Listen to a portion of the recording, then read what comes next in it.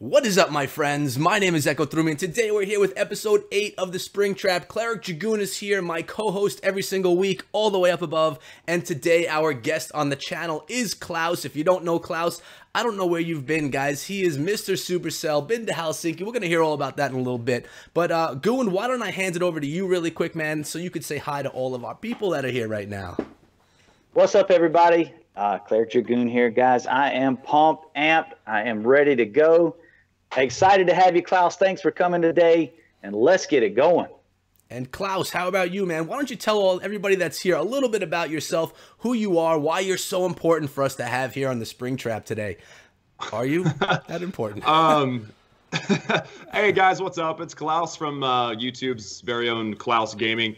I make YouTube videos for Clash of Clans, and I've actually been dabbling in other stuff like this past week, which has been really fun. It's been good to like mix it up and things, but we passed 125,000 subscribers recently. I'm not sure. I actually don't know. I don't check it all that often, but yeah, we have a lot of fun on the channel, and I actually check out both of these guys on a regular basis, and they're awesome too. So much love. Thanks for having me on the show. Thanks a lot, man. I'm happy to have you here.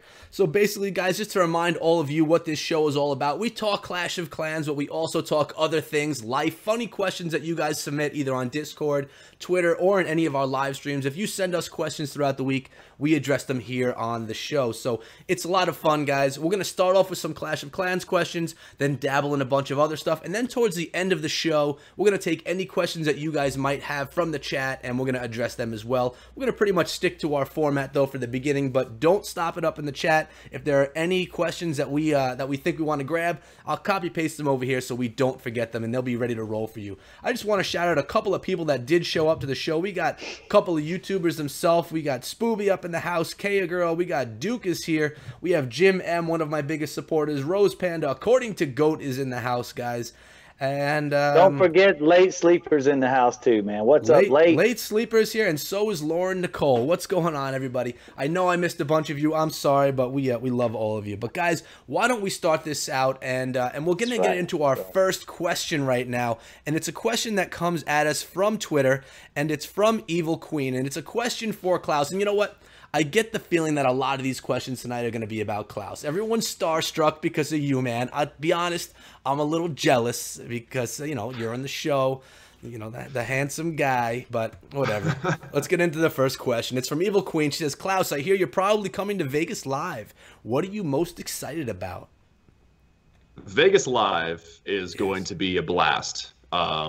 For everyone that's able to attend, and for anybody out there that doesn't know what that is, it's basically a let's get all together and talk and hang out and be Clash nerds together, which is an irreplaceable situation. You don't get that anywhere else in the world unless you and your family just play Clash all the time. It's a fun experience to be at those types of situations.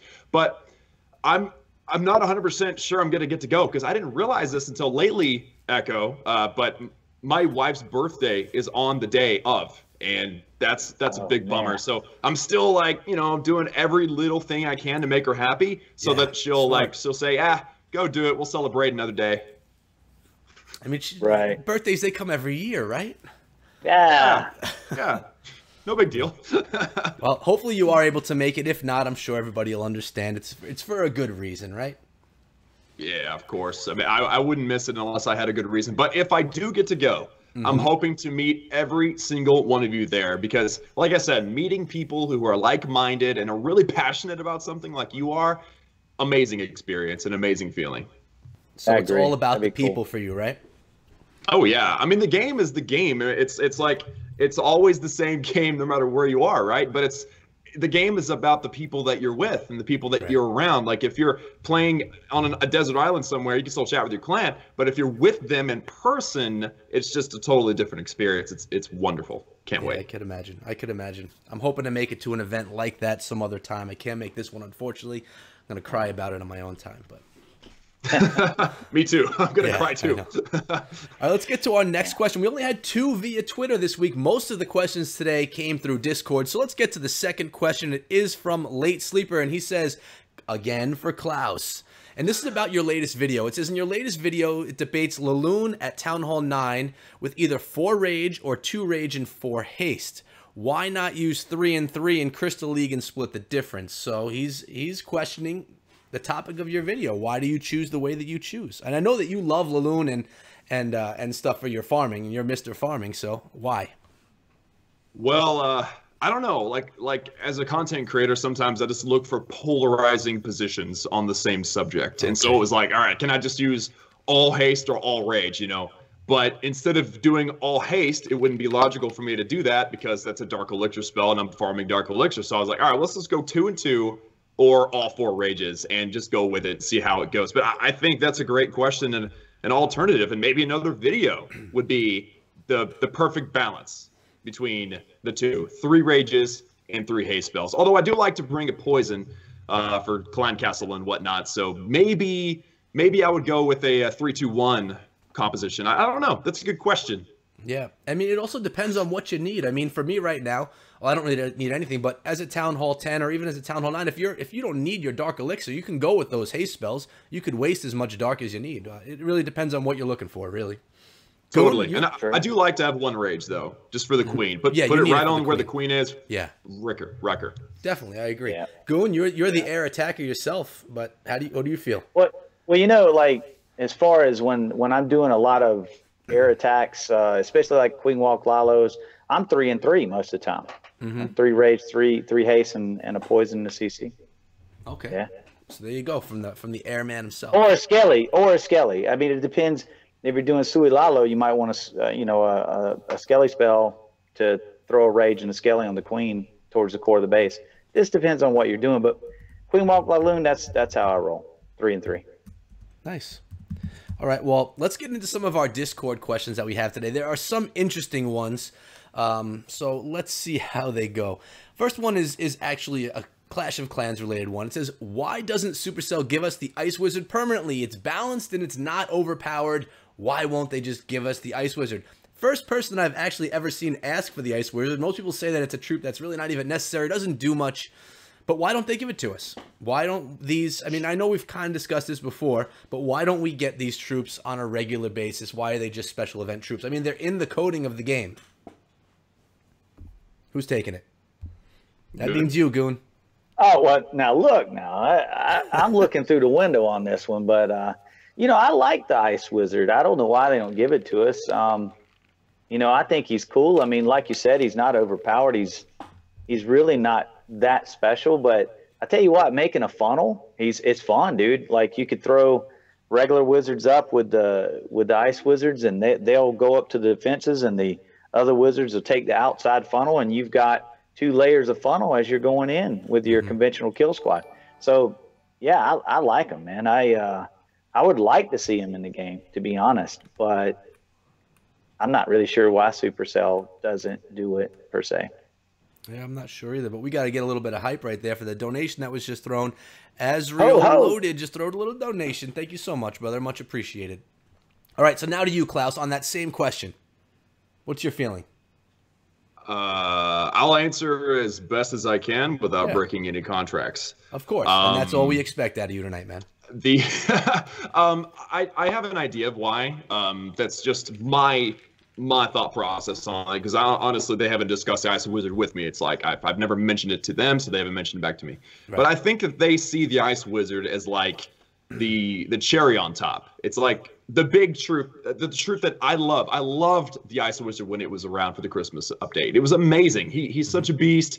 He adds a brand new style of like Goon said, funneling. It's just and he looks good too. He's good for thumbnails. You know what I mean? True. He is good. So here's why they don't put him in the game permanently. Because if you eat cake every meal, you're gonna get sick, right? They're saving him. They're only allowing him to be. He's an exclusive troop for exclusive situations, and they like it that way. It's like it keeps him special. It keeps him in demand. If you give too much supply, then demand goes down, price goes down. You want to keep the wizard stock high, so you only allow him to be released on occasion. That's my theory on the Ice Wizard. I would love it if he was in the game full time. So they want him to be special. Sounds legit. Okay. Sounds legit. Makes sense. I got some on 3 or 4 of my accounts that I don't play. You know, I'll go donate them to the highest bidder. That's all I'm saying. Smart. Smart. All right, our next question is not Clash related at all. It says, double burgers. Do you love the extra meat, or do you find the meat to bun ratio gets out of whack? And that's from Chris from Three Strikes. So, Klaus, why don't you take that one? What do you think about those double burgers? Are you a fan, man? Or are you a vegan? No, Okay. I love my, I'm definitely a meat eater. Okay. But you can have too much meat, not enough bun. You can have that situation, but there's rare situations where that happens. If the standard patty is a little thin, put 2 or 3 on there, it's totally fine. But I do think that you can throw off the balance of your burger if you're not careful. That makes sense. Goon? Sounds legit to me. You know, like if you go to a fast food joint, they could stack 3 of them on top of it and it wouldn't matter. But like if you go with a homemade burger, man, those things are like that thick, dude. You put 2 of them on there, you're like, you're struggling, you know? So. Time to Clash likes your response right now, saying, Klaus, it's as I join, Klaus says you can't have too much meat, basically. Yeah, it's true though. I'll tell you, whenever I go to Quick Check and I get one of those, you know, foot-long sandwiches, I always get double meat. I never find there's enough meat, so I don't think you could have too much meat to bun ratio. I mean, I guess there is a point where there's too much meat, but I haven't found it yet. So me personally, double meat's good. I mean, if you have like really cheap, really powdery white bread buns that are real soggy from the grease of the burger, you know, and the cheese is melting and it's just causing this mess. That's not good. But if you get a good healthy bun, good thick healthy bun, I'm fine with taking double bites to get through that baby. I'm fine with that. All right, I like that idea too. And I don't like those buns, to be honest with you, those light white ones. I'm a fan of potato buns, to be honest with you. Nice dense bread. Man, right? Yeah, potato bread is awesome, dude. Yep, Seriously. I agree. All right, we're gonna move on. It says, what do you do when bitten by a venomous snake in Australia? Have either of you guys been to Australia? No. I haven't either. Okay, and if you could hurry up, that would be great because it's kind of important. So what do you do if you get bitten by a venomous snake? Any of you guys survivors? I've never been bit by a snake, dude. Oh no, I would hope not. I've been bitten by a snake, but not a venomous snake. Well, I'm a reptile keeper. Yeah, it's true. It's true. I have been bitten by a green snake. I used to play with them as a kid. They're all over the place here where I'm at, but yeah. So who is that? Lisk Honor in the chat says they live in Australia. So what do you do? If you're an Australian, you must know the answer to this question. What do you do? I would assume you have to quickly get to a hospital so that you can get the D-venom, the serum. What is it? The anti-venom? Anti-venom. Right? You need the anti-venom. You know, we're YouTubers here. We are not woodsmen, I guess. Maybe Goon. You could be a woodsman. Man, Aussies, they just drink some beer and they're fine. Just the beer just washes out, dilutes the venom in the blood. Yeah, it's done. That makes sense. All right, we're going to go on. Planning on upgrading the Town Hall 11, which is good because I'm actually in the same position in 2 months and wondering what y'all think of all the new Town Hall 11 stuff. Yeah. Who made this question when you got y'all in there? Upgrading priority for each resource type. So basically they're saying with all the new stuff at Town Hall 11, I know, Klaus, you've done a lot of videos on upgrade progressions and what you should do. I mean, I've watched a couple of your videos, even when I got to Town Hall 10 myself. What takes priority for Elixir, what takes priority for Gold, and what takes priority for Dark Elixir at Town Hall 11 currently? And I haven't been there, so I can't even answer this question, but I could listen and learn from it, to be honest.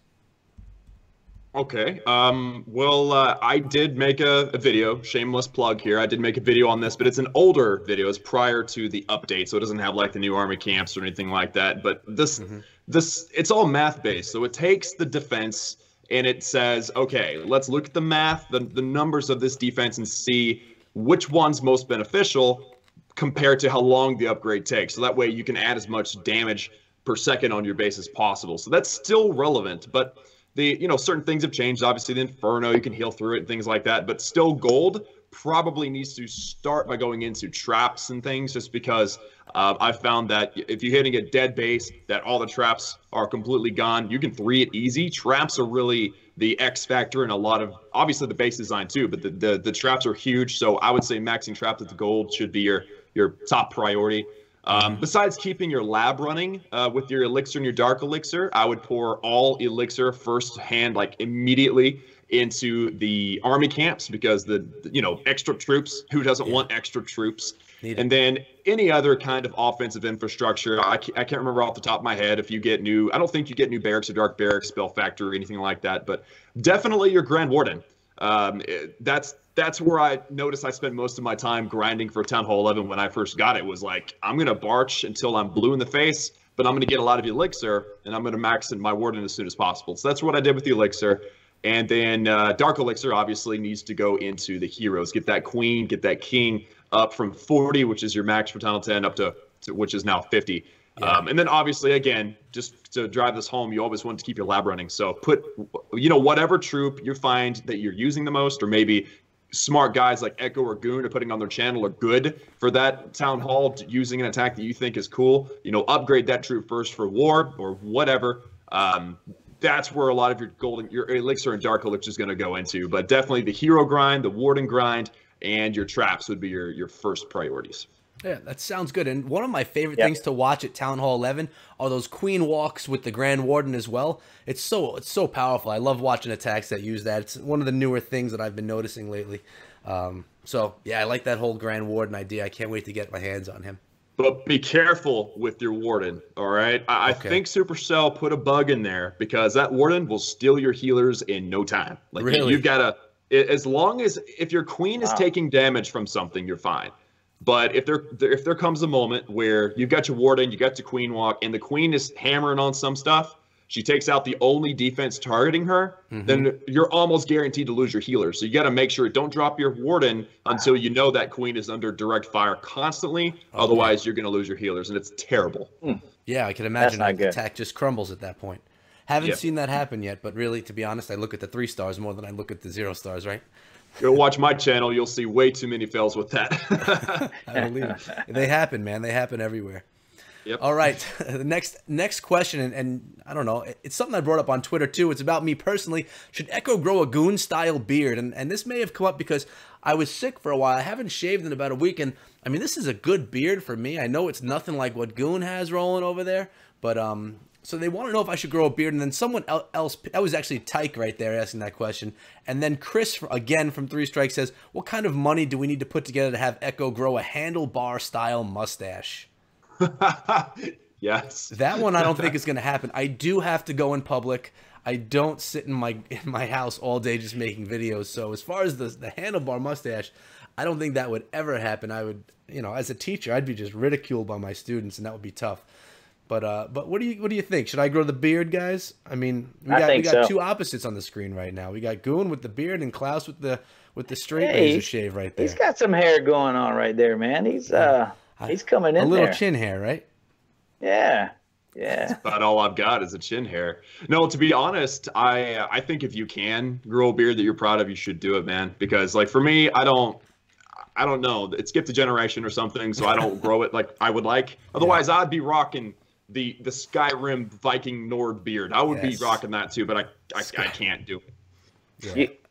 It'll come. It'll just keep shaving. It'll come. Boom. I couldn't for a long time. This is probably the best that's ever come in. We'll see where it goes. I don't know. It's going to get to a point where I either say I'm going to go with it, or I got to get this thing off my face. And we'll just wait until that time comes, and then the decision will be made. We'll see. It reaches a point of aggravation, believe me. But if you get past that, you're good. It gets really itchy. After a few days. After that, though, it's good. But man, it's a few days of aggravation, man. You can do it though. I could do it. I mean, it's easy to do. You just got to not shave. But there you go. There you go. It's Echo. Yeah, it's just you can be lazy that way, man. Not shave. But but that's what it's been so far. The funny thing is, I started growing a beard for that, but now I'm buying these things, put in it like leave-in conditioner and all this crap. Oh, wow. Now I'm spending time a little bit, calming it and all this, and I'm like, wait a minute. I grew this thing so I wouldn't have to I could be low maintenance, and now it seems like I'm starting to be maintaining it more. And so yeah, you wake up with it sideways and 4 or 5 different directions. So it's basically bedhead of the face, huh? Yeah. Yeah. Yeah. It's comical, but then you end up doing some work when you wanted to be lazy at first. So it's whatever. Well, I put a poll on Twitter asking people, and 80% of the people, I'll tell you, most of the people who voted were females, said that I should keep the beard. So it seems that the females out there right now do like beards, at least the ladies that voted in that favor. I mean, that was 80%, so. Nice. Crap. You're married anyway, Klaus. It doesn't matter, right? That's true. All right, let's move on to our next questions. On a scale from 10 to 10, how dumb are people saying mods are dead? Basically, are mods dead in Clash of Clans? Obviously, the person asking this question does not feel that they are. That's it, but that is a good question. And, I think, Echo, me and you had kind of touched on this the other day in a private discussion, because the update, it brought 10v10s and 11v11s. It brought it to a wider array of players, not just a select few. And I think they've made the game to where it's achievable to 3-star without, people having to look at using these cheats. They can do it on their own. They don't have to do all that. Wish they could do it before, but it was much more harder. And I think, there was a select few that could triple on a regular basis and be legit, fair play. But now I think that has changed, and I think we're seeing a lot more fair play triples. And I think that probably the need that people see for cheating or whatever is lessened. And I think I don't think Supercell actually even probably thought of that when they made this update. I think it's just a thing that's happened, and it's a good thing. That's just me. Yeah, I mean, if it's more attainable to be able to get those 3 stars without using different types of mods, I would say it would naturally make people feel like, why am I even doing this? If it's not even necessary anymore. But I don't know. There's still definitely modding clans out there. I mean, let's be real. Oh yeah, but I mean, I think that it's becoming less of a thing than more of a thing. At one time, it was rampant, but I think this update has helped that a lot. Klaus, you got any thoughts on that, Klaus? Well, it's weird because I haven't experienced anything that looked like blatant modding in our clan. I mean, I'm running a trophy pushing clan right now just because I felt like pushing, and it's fun to engage the audience, the fans and the subscribers and that kind of thing. And so we run really casual wars, and we haven't been bulldozed yet. Like we're just pushers, so it's not like super hardcore war. But everybody we've met, we've kind of we've held on to. We didn't lose by a lot. We've won by a lot a couple of times. And so I haven't seen in my clan personally a lot of that. And I think Goon said it right when he said that when Supercell changed the game and they made the game a bit easier, and I think we can all say that now objectively, not just subjectively, we're seeing a lot less cheating because the game is more easily attainable naturally. And I think that was a great step. And you know what? I know we haven't heard a lot from Supercell. At least I haven't personally heard a lot from Supercell lately. And I think that's because on a daily basis, they're probably checking their stats and saying, all right, how are numbers looking now compared to before the update? And it just seems like based on what I've seen, based on YouTube views, based on clan activities and going into global and things like that, and other YouTube channels as well, things seem to be doing pretty well. I mean, yeah, we probably had some people that quit the game because of the update because they're like, this game's too easy. And then I had the conversation with somebody that's like, all right, you can't say it's too easy until you get 10v10 fresh hit 6-packs every war. As soon as you do that, you come back and tell me, and then we'll have a more discussion, because right now you're just panicking over nothing, which I think y'all touched on actually last time, was like, we actually need to experience the update before we panic. Yeah. And I think it's been good. I think it's been great, personally. Yeah. I haven't seen much of a problem with it either. And like we said last time, even with the Inferno nerf, which someone asked a question about. Actually, why don't I get into that one right now? Let me just find it. Well, basically, I can't find it right now, but he was asking, and who was it? It was whoever. He was asking, I'm sorry, I can't find it. I don't want to sit here and read through all the questions. Oh, here it is. Spooby HD, who I went to his stream last night. Spooby's one of the supporters of my channel. He comes to all my streams. He's a YouTuber himself, you know, around 2,000 subscribers, plays a whole bunch of different games. His stream last night was so fun and entertaining. If you guys ever want to, I don't know if he's in the chat right now, but if he is, go check him out. He was a lot of fun. But he asked, sorry, a little plug for him, should a third Inferno Tower be added at Town Hall 10? He thinks Town Hall 10 is becoming too easy and easy to roll over. And should a third Inferno be added there or no? And obviously it would mess with the war weight. You know, I mean, Inferno Tower holds a lot of weight in war. What do you think? Good. I don't think there should be a new. I don't think there should be a new one, personally. I would say, just thinking about this like in long term, I would say no, because I think, as we have discussed, I think that all these moves are to open the gateway to Town Hall 12. And I think they've turned Town Hall 10 into Town Hall 9. But it's not as easy as 9, but basically.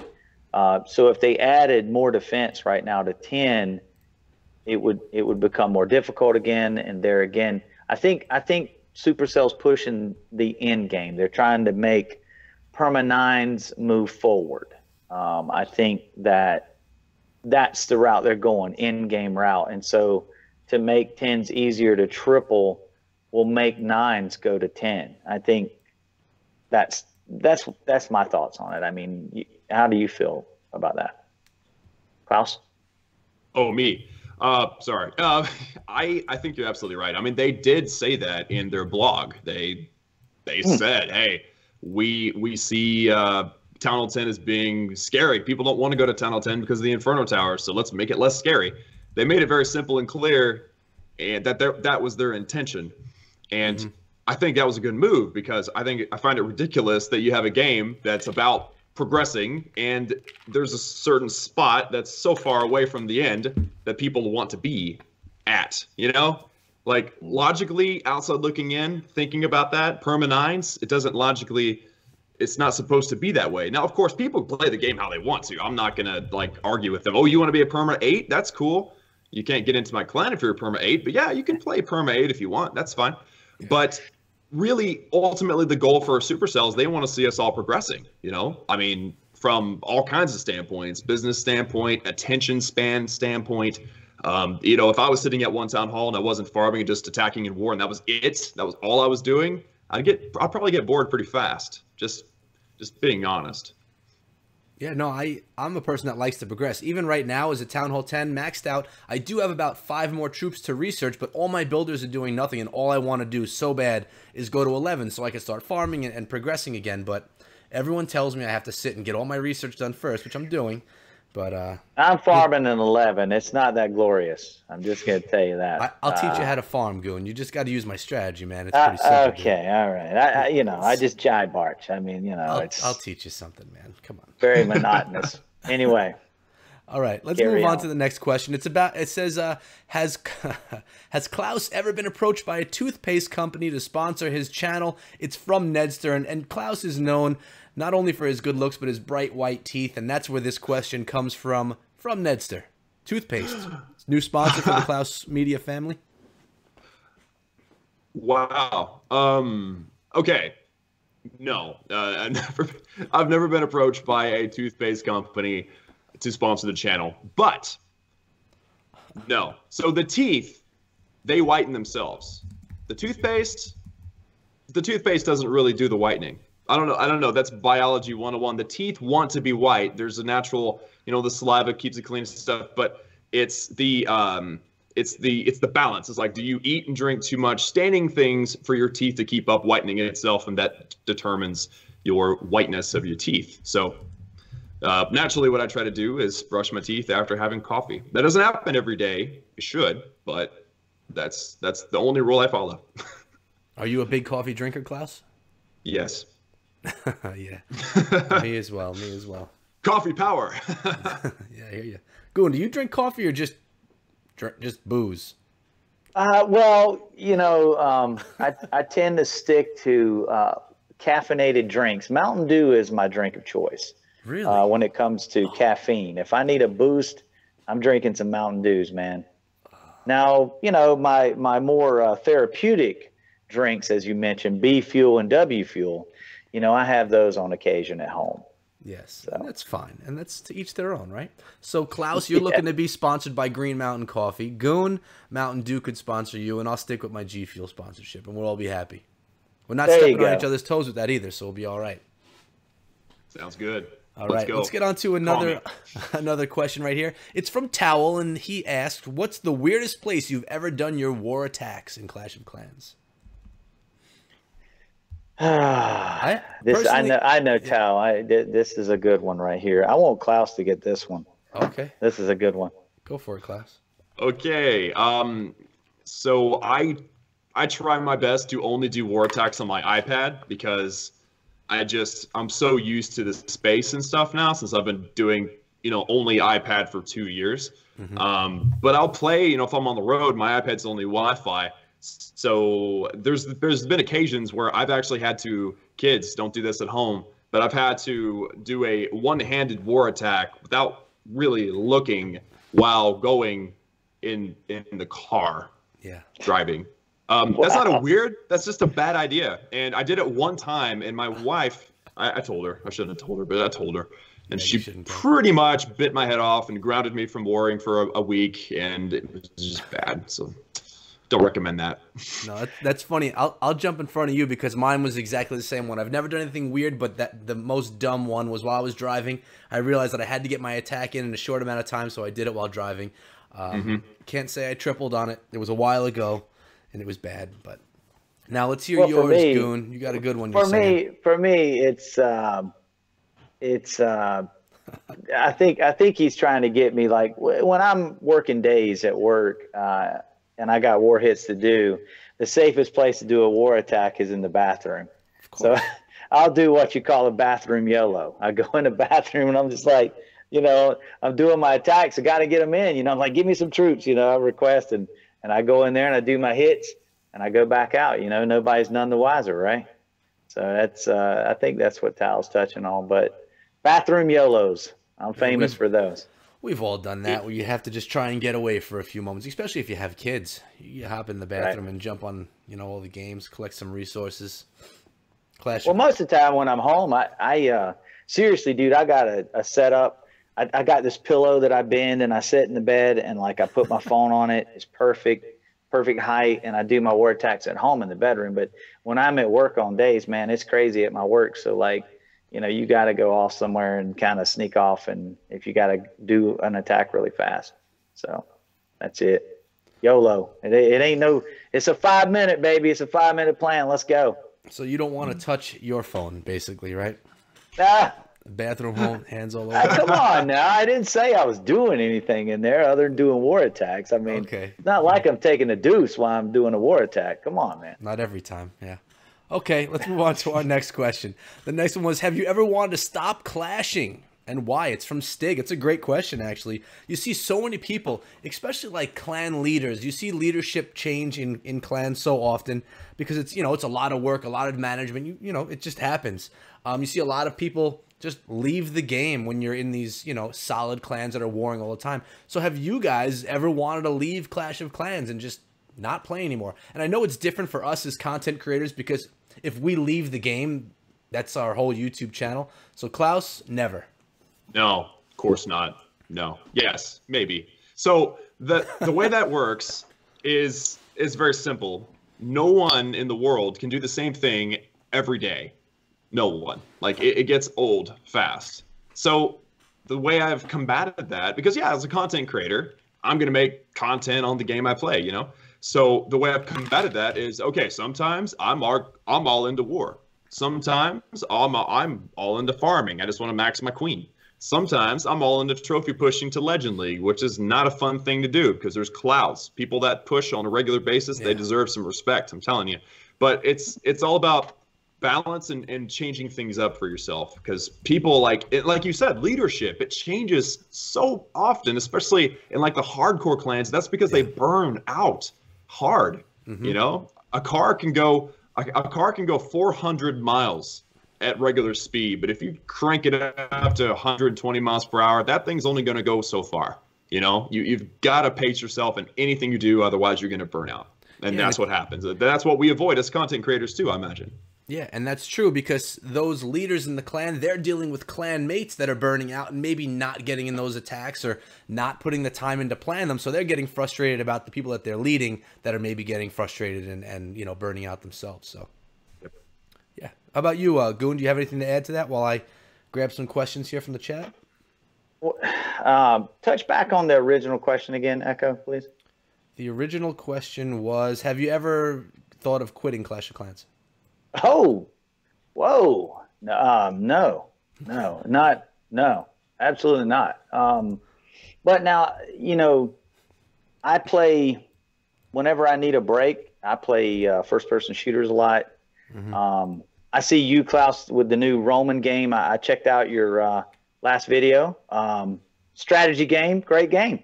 I play a couple of shooters, and you know, I've been doing that for a long time, since 04 PS2. So like, you know, for me, I always have that to fall back on. And there's nights that, you know, I just do Clash, and then there's nights that I'll do a little Clash and I'll jump on the PS4 and just play. And that's where I unwind when I play the first person shooters. I kind of zone out, you know, and I got some buddies that I play with, and we just have a good time and shoot the crap and laugh and have a good time. That's it. So the key is mix it up. When you start to feel the burnout, you just kind of switch to something else for a little bit so you don't burn out, whether it's in-game or a different game. Yeah, but I've never thought about quitting, though, ever. That's never even come to I mean, at this point for me, it hasn't. But there again, too, I mean, I can see where the hardcore, like you were saying, Klaus, the hardcore war scene guys, you know, get kind of burnt out. But for me, like, I think if you keep variety in your attacks and you try to constantly learn something new, you'll keep it a little bit fresher that way. Your hit percentage is going to suffer. Trust me. I'm there right now.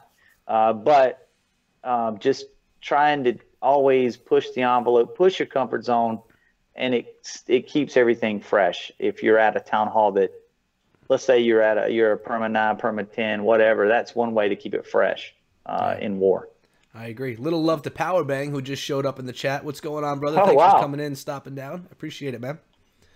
All right, let's get on to our next question. Actually, guys, we're completely out of all of our Discord questions right now, so we are going over to the stream questions that came in last night, and the first one was for Klaus, and it said, and you know what, Klaus, this is funny because I have a progress base on my account, and I got the idea from you when you and I first started talking, you know, over the summer. I saw you had a progress base, and I kind of stole the idea. It's such a great idea. So someone asked, was Klaus the first to create a progress base? Did you steal the idea from somebody, or were you the creator of the progress base?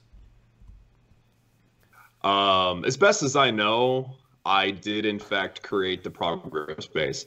There's probably somebody out there that's done it before me, or whatever, but I'm the first. I never saw it on anybody's channels, or I never saw it on any clan mates. I just said, you know what, this OCD. And what happened was I forgot to upgrade the Dark Spell Factory at one point. And I was like, what? I actually progressed and didn't max, and my gaskets blew, and something clicked, and then I was like, all right, no, that's not gonna happen. So I designed the progress base. I made a video on it. I had just started my channel and said, yo, I'm doing this. I got all kinds of negative comments from that too. People were like, what? That base isn't going to defend anything. And I'm like, it's not meant to. It's just meant for me to look at and switch between, you know. But I think I was the first one, at least to put it on YouTube, because I never saw anybody do it before. Yeah, and that's true. I mean, you really can't count anywhere else. I mean, this is, I don't know on the screen right now, but my progress base is looking pretty with all the wall, if you guys could see it in a few seconds. But it's such a great idea. I'm OCD just like you, and it's almost impossible to go look at your screen of your base at design and see everything that you have to upgrade. So such a great idea. I love it. I stole the idea from you, never claimed it for myself, but you know, I always say with all these brand new attack strategies that I'm bringing to everybody, if I didn't see it somewhere, I basically create it. So I just don't watch YouTube at all. So basically any attack strategy that my guys are doing in the clan, I just can coin off as my own because I didn't see it anywhere. That's fair. Fair play, right? There you go. Yeah, totally. Goon, you didn't agree. What? Yeah, absolutely. As I was reading the chat. Yeah, Goon's, we got power bang in the chat, so Goon can't pay attention to the show anymore. He's just talking to PB. Okay. Next question. How much do you bench? And I said in the stream, I said, I don't know if they're big workout guys. I know Klaus likes doing the modeling and Goon likes shooting guns. I don't know if they're big benchers. Yeah, I think my AK is about 7 pounds. You know, can is that bench how much it. an AK weighs? What's that? Is that how much an AK weighs? About 7 pounds. Well, if you put a 100-round drum in it, a little bit more, you know, add a couple more pounds. Klaus, do you ever work out at all? Are you a fitness guy or not really? You run. I think you went running or walking around the farm, right? Yeah. Well, so I have a martial arts background. So from the beginning, it was kind of like pressed to us like, hey, you need to be in shape, at least decent shape. You need to be able to run more than 100 yards. And so like my cardio is decent. But I'm like, I graduated from high school, 6'4", 150 pounds. So I was a string bean from the beginning. I had all kinds of mechanical disadvantages, and I think they've still carried over into young adulthood. So no, I don't even know how much I could bench, but it's probably not very impressive. But you're basically a ninja, and no one should mess with you. I hope so, yeah. Yes. But nobody's supposed to know that, so don't tell anybody. Oh, okay. So no one's really watching the stream anyway, so we should be okay. Okay, good. Oh, yeah. All right, next question. It's from Late Sleeper, and it's Goon. Is it B fuel or W fuel tonight? It's W fuel tonight, Late Sleeper. You know. What does that mean for those of the people here that don't know, or do you want to keep that a W secret? fuel is a mixture of wonderful liquids that really make me happier. Liquids. That sounds disgusting. It's almost as bad as Klaus's meat comment earlier. You guys, I don't know. All right, let's keep on moving. A Square Gaming. This was from the live stream. No, I don't remember where these questions came from. Actually, these are from the chat right now. Clash of A Square Gaming from Clash of Clans. Lots of different games on Klaus Gaming these days. Is Klaus planning on making a transition? The funny thing is I just talked to Klaus about this yesterday. So why don't you talk to everyone about why you are playing other games on your channel right now? Well, there's a lot of reasons. The main reason is because I just want to. Like that's there you go. The bottom line. I think it's a YouTube channel. You know, it's not my job, my career. It's for fun. It's my side project. And so I really want to just bring to the YouTube world something that I'm passionate about, you know? So right now I'm playing Fallout 3. It's an old game, you know, but I love it. It's a great game. Playing Oblivion. Again, another old game. That's amazing. Rome Total War, another one. An old game, but I love it. It doesn't matter to me if it's like a trending game or not. Like, it's just a fun thing. So for me, it's just about, for one, variety, because like we've talked about earlier, preventing burnout. Yep. But for those of you that watch my channel, and you might not know this, I'm still doing Clash every day. You know, 7 days a week Clash, but I'm also uploading other games as well, just to, I don't know, maybe to develop a more diversified audience. But mostly it's because I want to. I don't need more of a reason than that, right? I mean, is that pretty? Of course. That's good, right? Your reason is your reason, right, man. So my question to add on to that is, you know, we build up these subscribers, these people that we swear are there because they love us as people, but then you post a different game and you realize that such a small percentage of them actually watch your content that's not the game they love. So are you experiencing the same thing? Like, are your subscribers, you know, supporting you with whatever you put out, or is, you know, they really are interested in the games that they're interested in? That's what I see, at least. I think I've got a pretty awesome fan base or subscriber base, you know.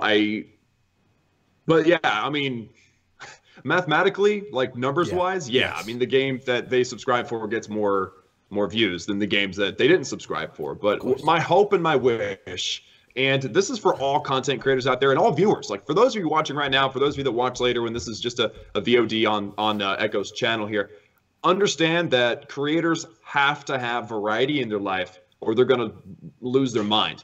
Yeah. So by requiring them to do Clash only, and by bashing and disliking and hate commenting and trolling everything else, you're going to eventually you're going to shut them down.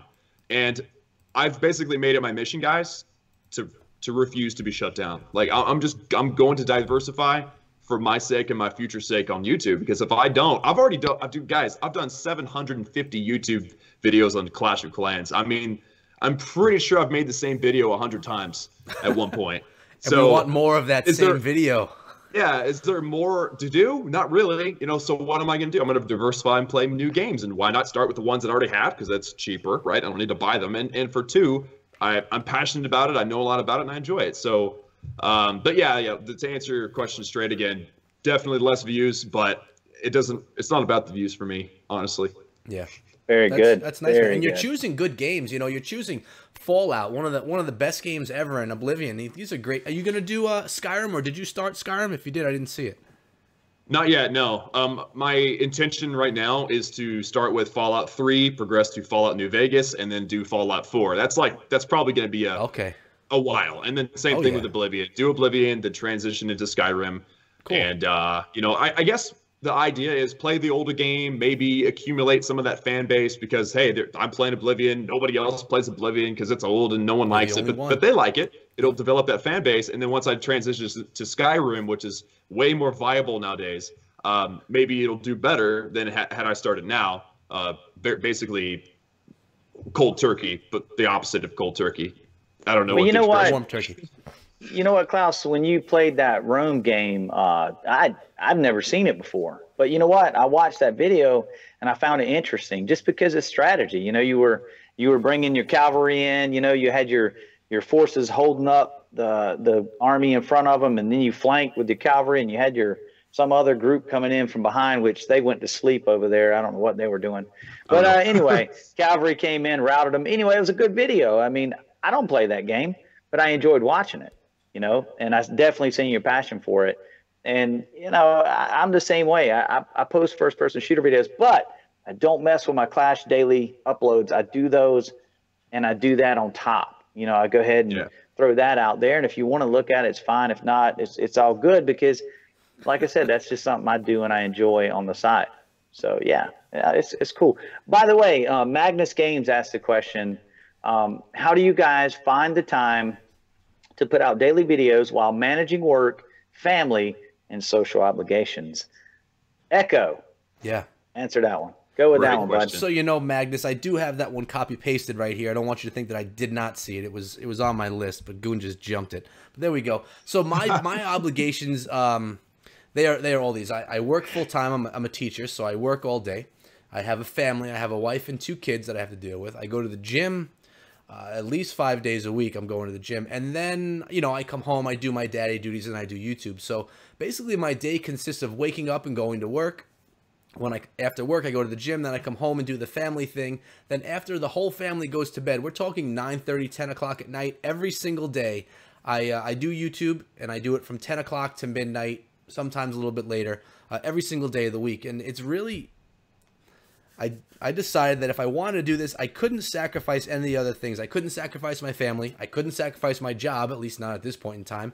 I can't sacrifice the gym because it's important to me, and I really wanted to do YouTube. So to do it, I would have to sacrifice sleep. And although I know that's something that's very important and healthy, that's what I decided to sacrifice, because I didn't want to take away from all those other things. Now, yes, there's some nights where I'll start a little bit earlier, where I'll tell my wife, you know, if you could go do something upstairs, I want to start a little bit earlier so I can get to bed. But, you know, it's really finding what you're willing to sacrifice in your life, getting rid of that, and really putting the time on YouTube, because YouTube is a grind. I've been doing it for 1.5 years. I've put out a video or 2 every single day. I haven't missed a day. And the same thing with everyone else that's here today. You know, you have to, if you want to eventually see success, which I have not even yet seen myself, you have to grind, and you have to just go through it, and you have to just every single day put out good videos. Well, I don't know. It's the passion, man.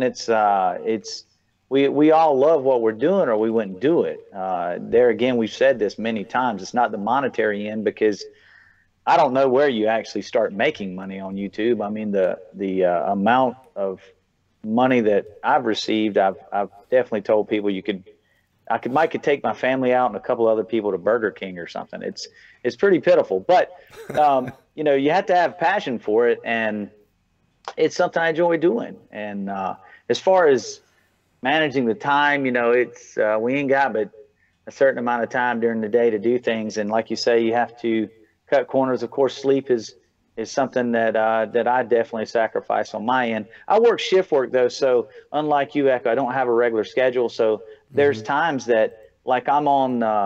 I just came off a graveyard, and so during the day, if I woke up earlier, that meant all my family's gone. You know, they're at school and my wife's at work, and so I could work on videos. And so I try to, you know, at least make a video a day, if not two. You know, for the upcoming upload or for the next day's upload, and I try to do that. It's for me, it's a little bit easier, but when I'm on day shift, it's tough. It's tough. You definitely, I mean, I'm probably burning on 3 hours of sleep a night when I'm on days. So that's just crazy. It is what it is. But it's the passion. It's something I really enjoy doing, and I know you guys are the same, or you wouldn't do it. Yeah, and I mean that's the thing. Like, we love doing it. And we're playing these games anyway. Creating content for it is just, you know, it's just the next step, and we love it. So, Klaus, how about you? I mean, you're a little different than us, though, right? Yeah. I'm a little bit of a different position now because I'm doing YouTube more than my job now. I've had a switch in the amount of time that I'm spending between the job and the channel. So the way it's got set up now is I work with my dad in marketing. Generally, what I'm doing is I'm actually helping him with graphic design or, you know, doing things like that. And so I work when he needs me. And so basically 9 to 5, I'm either going to be, you know, here in the office doing YouTube, or I'm helping him do something, which is sometimes extremely compact and I don't have time for YouTube. But other times it's like I do YouTube all day. So it's a cool situation for me. But when I first started and my full-time job was, you know, I was basically in the same life as Echo, where you do work, you do life, you do friends and family and wife, and then you do YouTube. And it's tough. So, and the worst part was when I started, my computer was in the bedroom. So don't even ask me how I managed that. I don't even know how that happened, but like these guys have said, and probably better than I could, it's not about really, it's a passion project. You know, you're not expecting it to be simple. You're not expecting it to be easy, but you're expecting to have fun with it. And that's exactly what we do. Even though, I mean, granted, I would say for every minute on YouTube, it's probably 10 to 20 minutes in real-time work, maybe more than that. So for instance, a 10-minute video actually, none of my videos are 10 minutes. Don't let me lie like that. 15, 20-minute video, it's probably going to take me 3 to 4 hours to produce. And that's on a daily basis on top of life. So it's a grind, but you know, just like you guys, you know, it's fun, and that's what makes it bearable. Yeah, exactly. Plus, obviously, the viewers too. Like, I love when I'm reading a good comment, somebody that really takes the time and says, "Klaus, that strategy was awesome. I got a 3-star in the war." Or, "Klaus, you're just that dumb, stupid thing that you said in the video that was funny. That made my day." You know, those kind of comments, those really keep me going.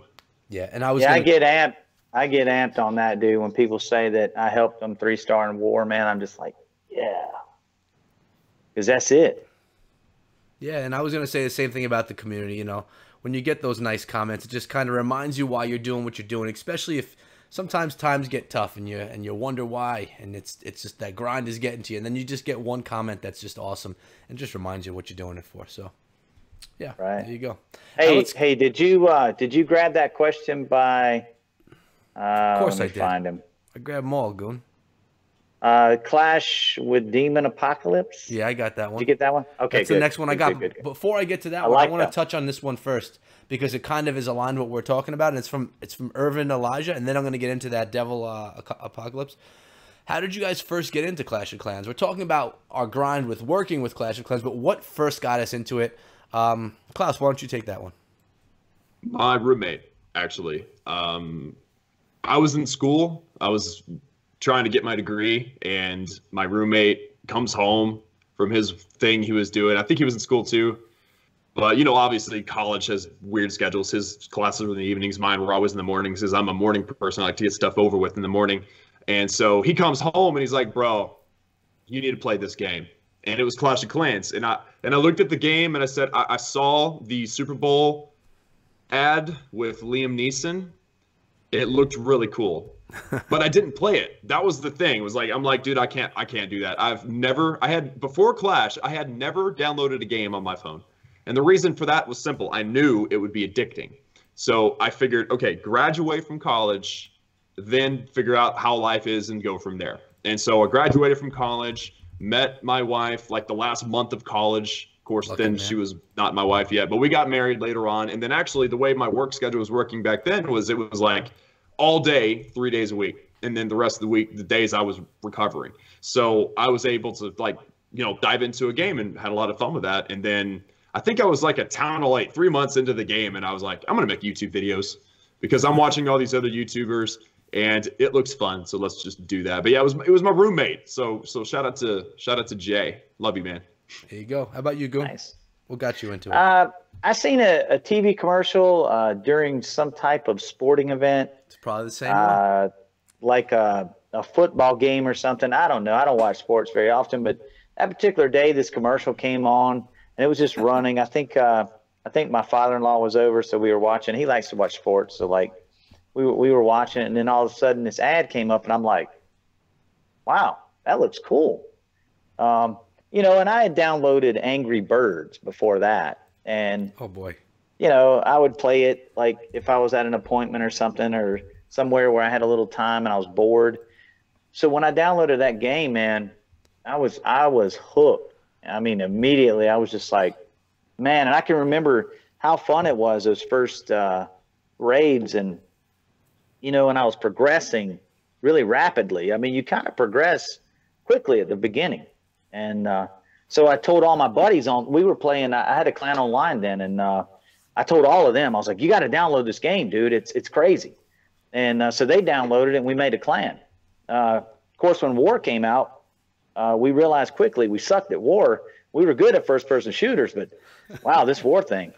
So, yeah, that was a grind too, getting that together. But anyway, that's what got me into it, man. A TV commercial got me. It's probably the same exact commercial. And that sporting event, Goon, it's called the Super Bowl. It's probably the most watched thing on TV in the year. Nah. Is football that game? I know, it's not your thing.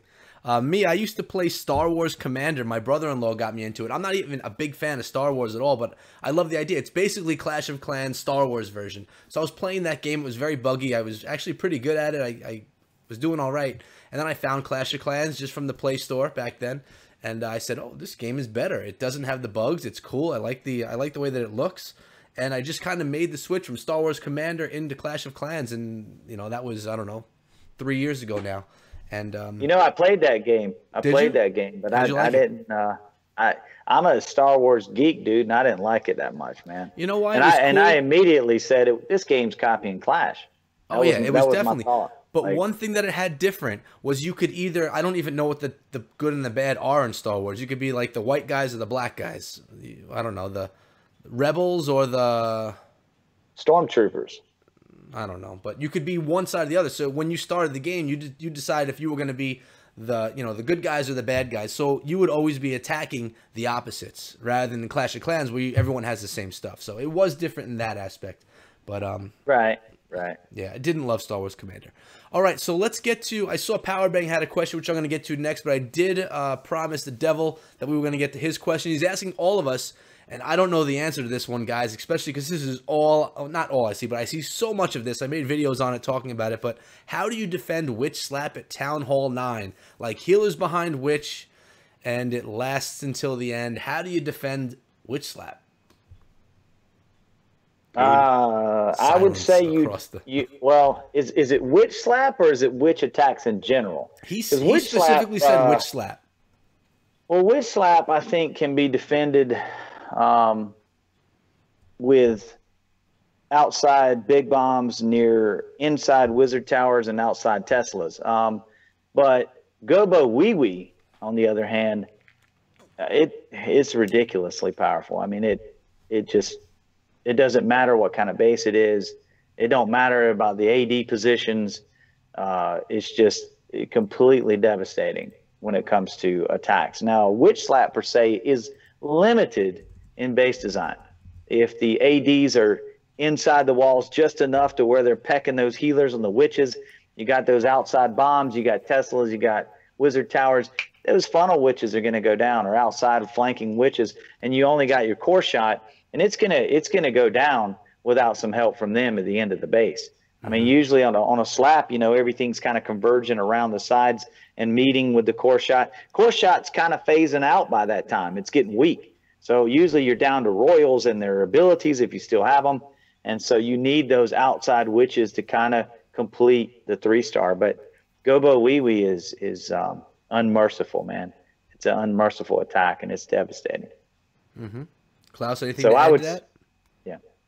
I mean, it's like asking, how do you stop hogs at 10-8? It's just, you just don't. You can't.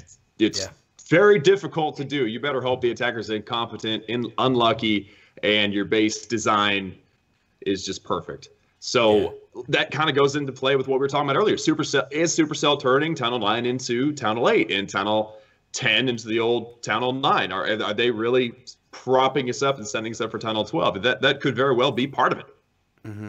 Yeah. And it's funny, I had someone that just turned into a Town Hall 9 a few days ago. They tweeted at me and they said, Echo, can you share a base with me that is undefeated at Town Hall 9 that can't be beaten? And really, there's no such base. I mean, every base has its weakness, and it's a different attack strategy. So, Goon, if you set up a base with those outside big bombs, inside wizard towers, and outside Teslas, it's going to be vulnerable to another attack strategy. And after it's hit by Witch Slap and War and fails, someone's going to see how to hit it, and they're gonna triple it. Really, that's what it comes down to. But yeah, absolutely. I mean, even if you fell in a Witch Slap or a Gobo Wee, you've exposed every trap, everything. Right. I mean, it's going to be a 90%, a 90+% fail, but it literally has exposed everything except for air mines. I mean, all your big bombs, all your Teslas. I mean, anyway. Yep. So. All right, let's get to Powerbank's question right now. He asks, I have a question for each of you. When you're looking forward, what are you looking forward to in 2018? What's the one thing you want to improve upon this year with your content or process of making it? So, Goon, why don't we start with you on that one, man? What am I looking forward to? I'm looking forward to the possibility of some new content, if they're going to do a Town Hall 12, that possibility, new troops, maybe a new hero. Who knows? I mean, I'm just excited that's down the road a little bit, but I'm looking forward to that. That gives me more for my channel, more content creation. It's going to be a little while though. If 12 comes out, obviously I concentrate on war stuff, so it's not gonna hit the war scene right away, other than in your local clan. You'll have a guy, and he might not be complete.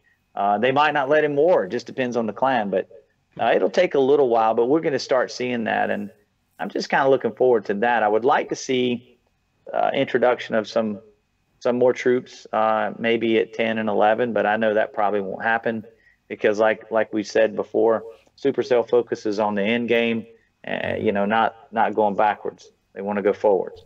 So that's it. And what was the other parts of the question? What about your channel? What are you gonna do to improve either creating stuff or the process of what you do this year? What have you learned through last year that you know how to now improve on so you could be a better YouTuber this year? Well, I did change for me, just being like me and you talking and other things. I did change how I do my videos and a little bit of the recording. Eventually, I'd like to work towards a dedicated way to cam mine, but unfortunately, OBS isn't an option for me just due to the internet service that I have out here in the country. But I have changed how I record audio, and my audio for my videos now is a lot cleaner. And that was your influence on that, Echo. You kind of got me thinking about that. I was recording strictly with these headsets you see me wearing right now. So I go to a headset. It's behind the phone, but anyway, and I use that. I do record my audio on a computer now in the confines of this massive office I'm in. Like 5 by 5 or something. Yeah, it's like Anyway, hey, does that soundproofing work pretty good, Klaus? Because man, I tell you what, I hear my kids and grandkids yelling through this little door right here. It's terrible when I'm recording. It works pretty good. Yeah, it works pretty good. And when you first put it up, since you're not used to it, it's weird. Like you're sitting here talking and you're hearing yourself better than you've ever heard yourself in your life, and it's like, what is going on? I feel like I need to whisper. It's really weird. So how about you, Klaus? What are your things for 2018, man? What specifically, as PB just clarified, specifically to YouTube, are you trying to change, improve upon this year? Oh, me now? Yes, you. I'm going to commit to double uploading every day as long as I'm able, which is a big order, but I've been doing the daily upload for a while, but that's not really like a goal of how to improve. I think it'll probably help my channel because, more content, more of a, larger net for, getting viewers and things, which is kind of, goal number 2 behind have fun and enjoy yourself. But it's weird. Like, I don't know about you guys, but whenever I'm making videos around filming or anything like that, I actually go into a total tunnel vision where all I can see is what I want to see or what I'm focused on. And so what I've been trying to improve upon, besides saying words like every 2 seconds, I'm trying to stop that as well.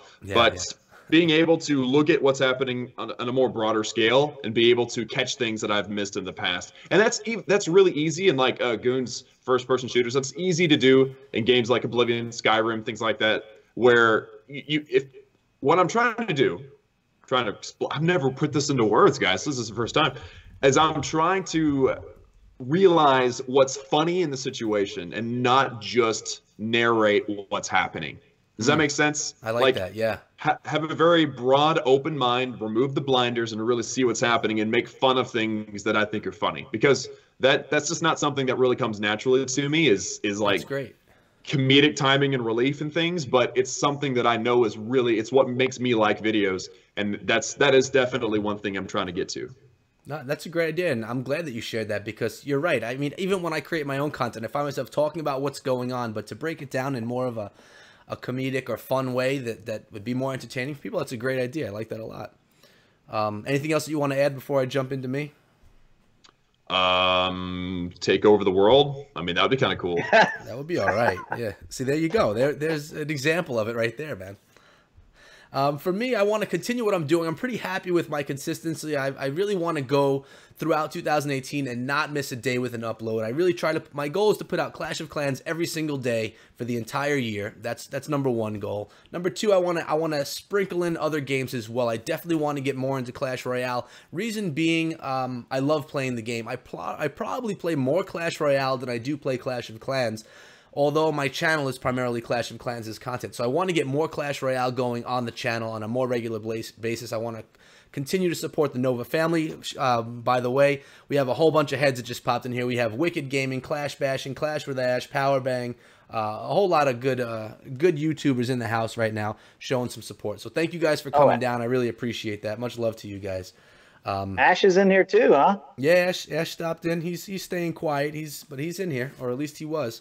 So that's my goal. Continuously do that. Bring in more other game content as well. I don't know if I'm going to go in the same route as Klaus with the PC gaming stuff, although I do love them. It's just much easier for me to game on mobile because of my whole family situation. Having the kids, I could just jump on for a couple of rounds real quick, play some Clash Royale, and I could think of content for that type of stuff as that goes on. Plus, when you do that kind of stuff, you have clan mates that you could highlight as well, which make things a little bit easier. Utilize your clan families and stuff like that. So that's my plan. Just consistently continue to meet great people in the community, whether it be large YouTubers like we have in the chat right now, or just some of the smallest people, maybe that even aren't YouTubers, that are just important and help the channel thrive. Keep on doing what's going on. So yeah, that's the answer to that one. Good question, PB. Let's move on to another one. They keep on racking up. And Lauren, earlier on in the chat, this is Gamma Lauren, asks, of course, the question, what kind of G Fuel am I drinking tonight? And, well, you guys know I've been sick. So tonight I am just drinking, well, this one was a whole bunch of orange juice, and this one is just some water. So I am a poser tonight with the G Fuel shakers. Just water and orange juice, though, tonight. Even though I know filled with vitamins and all that great stuff too, Lauren. It looks like we have some water or vodka over there for Klaus as well. And, of course, some water in a very small glass there for Goon. Yep. So there's that question. And, oh, someone else did have another G Fuel question. Is there caffeine in G Fuel? Yes, there is. And if I look at it right here, I think there's 150 milligrams. Yes, 150 milligrams of caffeine in one serving of G Fuel. So we just got both of those out of the way right now. We also have Time to Clash in the chat right now. We have Late Sleeper in the chat as well. Clashing Duke is here. Am I missing anybody that's been in here on the YouTube scene? Kaya has been in the house. A lot of people. This is Cock Love right here, man. Cock Love is in the building right here. Clash of Clans. The best kind of love. Yes. Yep. Yes. All right, let's get into another question here. And we're off topics of anything related to Clash. S-DOS asks us, what type of cheese do you all like? Sliced cheese or sprinkled cheese? I like sliced cheese. I've seen that question. Go ahead, guys. I was gonna say I'm a slice guy. That's real simple for me. Yeah, that's what I said too. Sliced cheese all day. The more cheese, the better. So obviously, if you slice the cheese, it's not quite as dense, so you're not getting as much cheese per volume. So I prefer the sliced cheese too. Block cheese is fine. I like my block cheese. Just chop a big old block, stick it on the sandwich, and just chew right through that baby. Just the consistency is just wonderful. Gotta love the Springtrap, Velveeta man. block. You gotta love it. That long Velveeta block cheese. Is that what you're talking about, or? Yeah, whatever. Oh, and it doesn't matter. Cheese is cheese to you. Cheese is cheese, man. All right, let's get into another Clash of Clans question. Oh, Wicked asks us right now, how do we feel about the Inferno Tower nerf? And we kind of talked about it earlier, but I'll just rehash it really quick for you, Wicked. When the update first came out, we were all saying, it's not good. Everyone was kind of jumping on that bandwagon as to, it's going to be a problem, which is what we do every time. And that's something else I said I wouldn't do anymore. I'm going to definitely have to try it out before I say anything about it. I can give my initial reactions, but I really do think that the Inferno Tower nerf is fine. You're still not seeing a whole bunch of 10v10 triples like we all expected. We expected to just roll through bases without any problem. I mean, of course I am on my attacks. I have no problem, 6-starring in war, and it's no big deal. Yeah, it's fine. It's cake. I just know the magic. But, for most average players, they're still, going to have a hard time getting through Town Hall 10. It's not just a blow-over attack. So that's how I feel about it. And I think that's how we all agree. Thanks. I'll say that I'm seeing an improvement, definitely, in the hit percentage. Here we go. We got another donation right now. A little bit of hype for Scooby right there. Much love to you, brother. Thank you so much for the donation to the stream, man. What were you gonna say? Someone was talking. I was gonna say it's I've seen definitely a rise in 3-star percentage at 10 and 11. For me, especially at 11, it would take me sometimes a month to put together 5 or 6 hits in a video, 3 stars. But now sometimes I can get 3 hits in one war, 3 Town Hall 11 triples, and it's like, whoa. I mean, now I'm even differentiating the content at 11 instead of just. I used to put whatever was tripled. It's liable to be an air attack, 2 bow witches and a hog attack. Now it's like I can do just hog attacks if I want at Town Hall 11, or just air attacks or witch attack, whatever. I can save it up and differentiate content now and focus on one troop combination for that particular video. And that's never happened. I'm in new ground right now for me as a content creator. I don't know how you guys feel about it, but for me, it's great. I love it. I love this update. Me too. I'm happy with it. It's good. Okay. Klaus, by the way, I liked your donation dance, man. That was pretty epic right there, man. Yeah, well, you guys said to just get on the stream and have fun, so I'm just doing what I want to do. I do want. That's what this is about. That's right. We're just having fun. Right. Just having fun. You guys don't judge me. Okay, let's get to another Clash of Clans question. It's from T'Challa X, and they ask, I'm a 2-month-old Town Hall 10, have managed to upgrade a lot, max my miners and bowlers, Teslas, Infernos, and Expos. Is there an upgrade order that you guys use to stay on track? Klaus, you're the one getting this question. I mean, I wouldn't have done my Infernos just yet, right? Wait. I was distracted by Clash Bashing's comment. He said Klaus died 4 times if you're being held hostage. Let's hold it right there. We'll give a little bit of hype to PB right there. Oh, $50 donation out of Power PB. Gang. Thank you so much, brother. Much love, PB. Much love, man. Thank you. Love you, PB. Sorry, rephrase the question. Klaus Sebastian was asking me if I was being held hostage, so I had to respond to him. Yes, he is hostage, locked in a black room.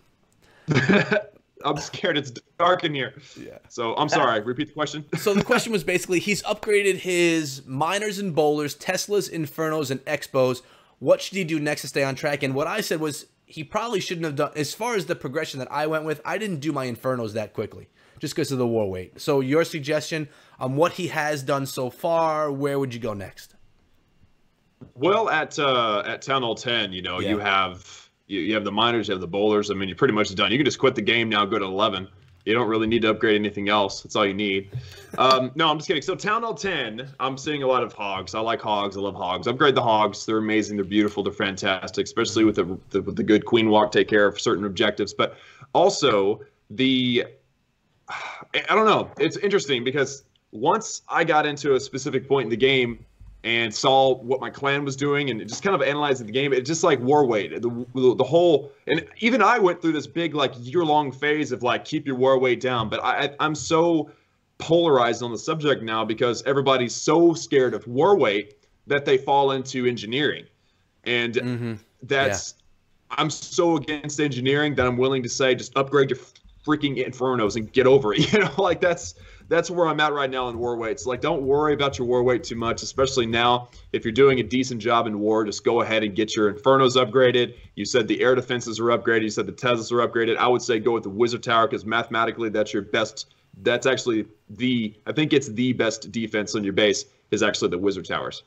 Really? Yeah. Like if you include, you know, first of all, DPS, splash damage, and you assume it hits like 3 or 4 different troops at once every time it shoots. Gotcha. And then also the fact that it hits air and ground. Like the Wizard Tower is the best overall, like the best overall defense compared to everything else. And before, actually, the Expo was pretty good as well. Yeah. Now that we've had a nerf in the DPS, actually, the Expo is not that great. But I keep saying, oh, guys, I'm telling you, I'm trying to fix that. But fix that in this year.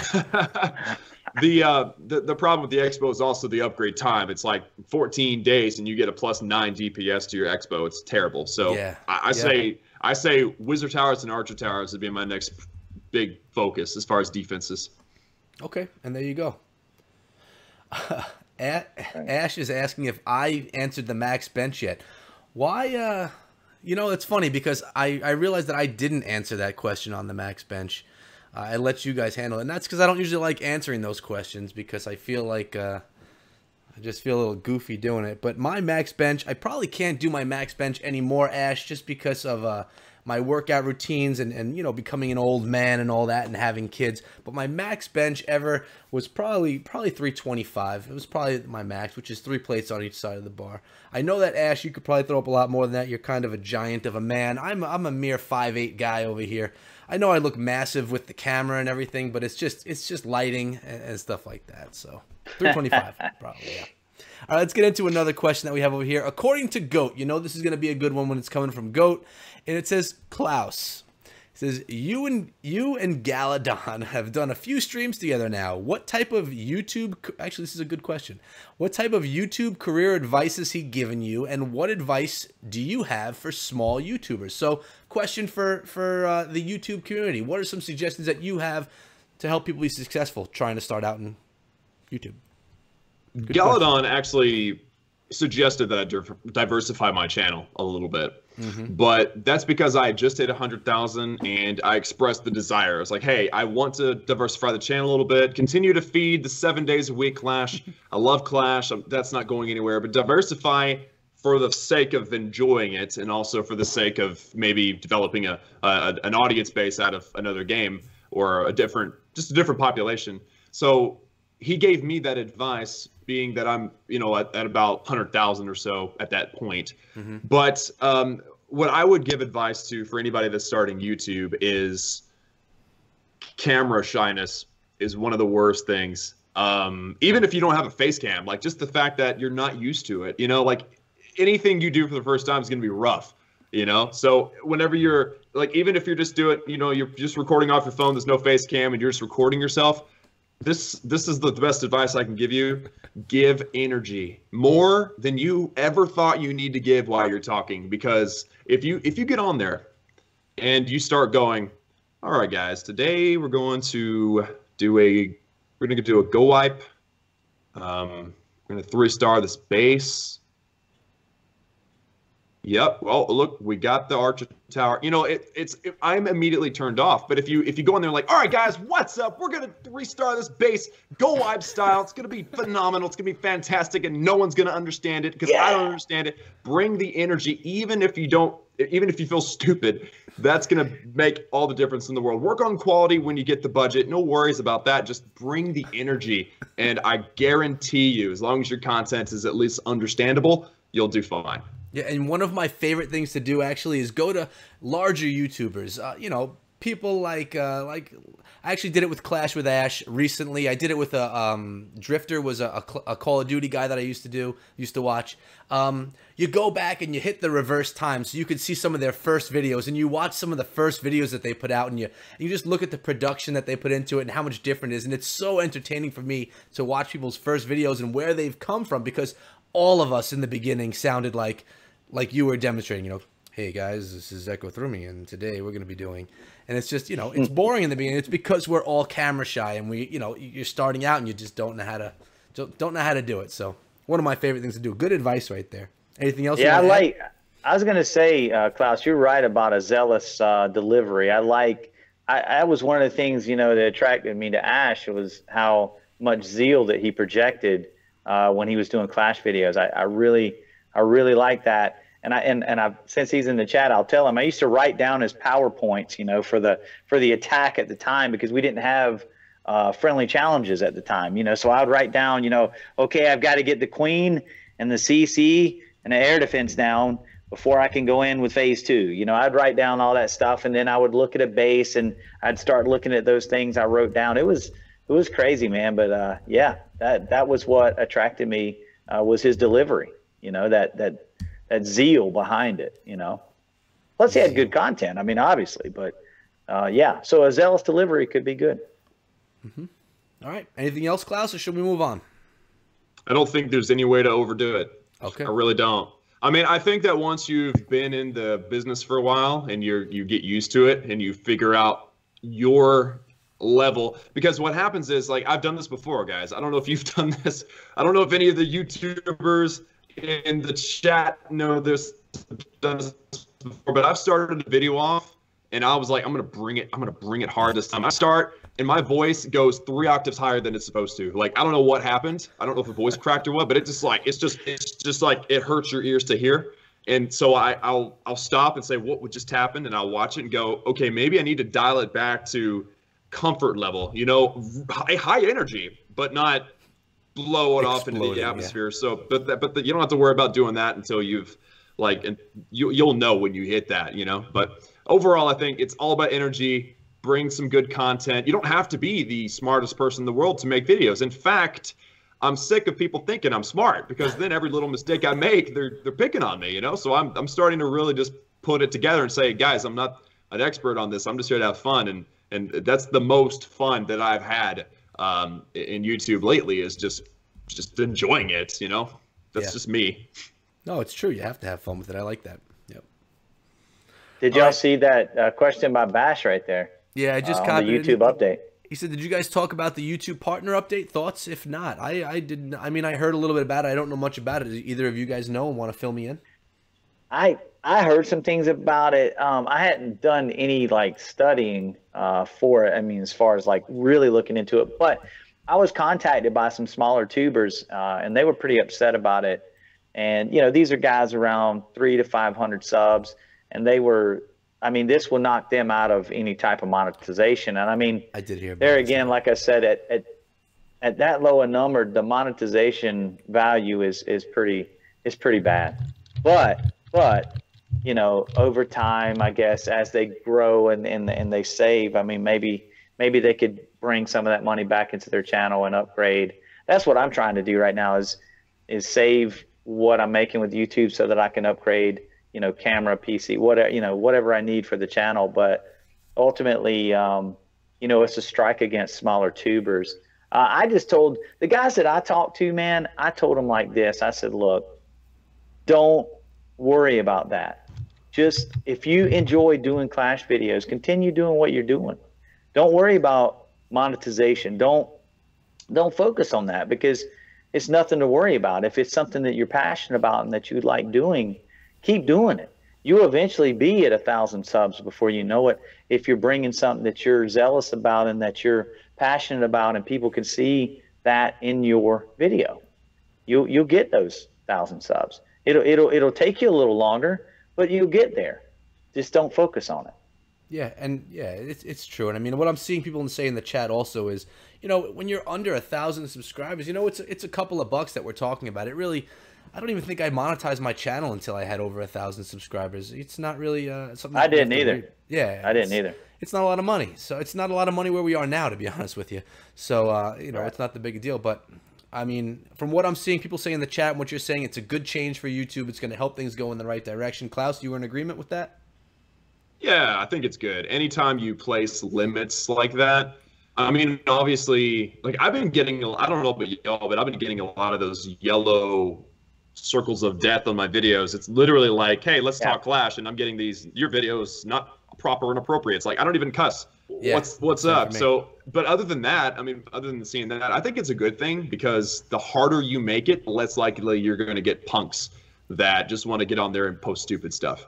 You know, I want to see YouTube as a quality platform, and I think that putting those kind of limitations is good. And anybody that's putting good content and really wants to make this their passion project and their hobby, then they're going to hit that 1,000 subs in no time, and then they won't have to worry about it. Plus, the money that they're going to miss out on, they're not even going to notice, because I didn't even know I could monetize at 1,000 subs, or like I didn't know how. I didn't really care. So it's not like you're missing out on thousands of dollars or hundreds even. I think it's maybe like you could buy a burger off of what you accumulated before you hit 1,000 subs. Maybe. I don't think so though. Yeah, and actually, Powerbang just put it into good terms here. He says his first 240,000 minutes of watch time earned him $32. And he says people are up in arms for less than $3 a month, and YouTube doesn't even pay you until you get $100 in, you know, saved up. So really, you're not going to even be paid out by YouTube in your first year, most likely, unless there's something crazy happens. So good numbers right there. Helps kind of put it into perspective a little bit. PB, you're amazing. I love it. Unbelievable. All right, let's get into some more of these questions that we have over here. Time to Clash. He's been hanging out the whole time here. He asks us, for the three of us, I didn't pre-read this, so I just trusted him. That may be bad. Using / including one of the Clash of Clans troops or buildings, make up a chat up line to seduce Kaya. She can judge which of us three is the best. She's not even here anymore, so I don't think I need to do that question, right? Oh, she man. left. I can't seduce Kaya, especially with Clash of Clans stuff. I guess we're passing up on that question. Pass. Pass. First pass ever in Springtrap history right there from Time to Clash. Oh, man. Short history. 8 weeks. 8 weeks running. What pencils do you prefer, number 2 or mechanical? That's from Estas. Me? I like mechanical pencils. Number 2. I'd say number 2, man. I got to go with with old mechanical. School. What can I say? Mechanical pencil. All right, moving on again. Quick one. Is there a reason why you love number 2 that you want to get into a discussion about, guys, or should we move on? Well, you got to take tests with number 2, right? You got to have number 2. There's number 2 mechanical pencils, though, guys. Come on, this is.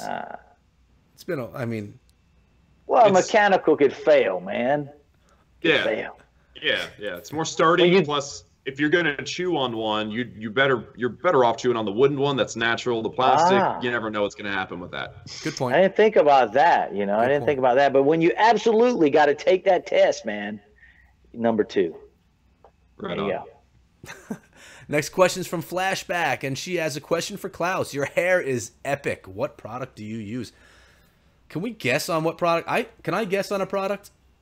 Sure. I'd guess that you're a little bit a light mousse guy, but you're definitely a hair dry kind of guy. You don't let it air dry. Am I right? That's really nice hair. Those are really golden locks right there. Oh, wow. Look at that hair. Hey, Am I right? GQ.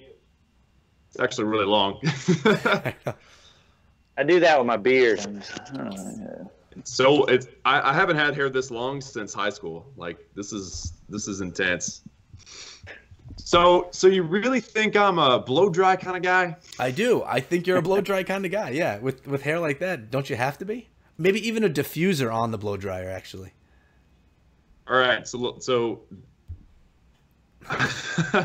I've never used a hair dryer. Really? Oh, Never. That's unbelievable to me. I thought you were an honest man, Klaus. but wait a minute. You use hairspray though because you can move your hair some, but yet it stays in place, right?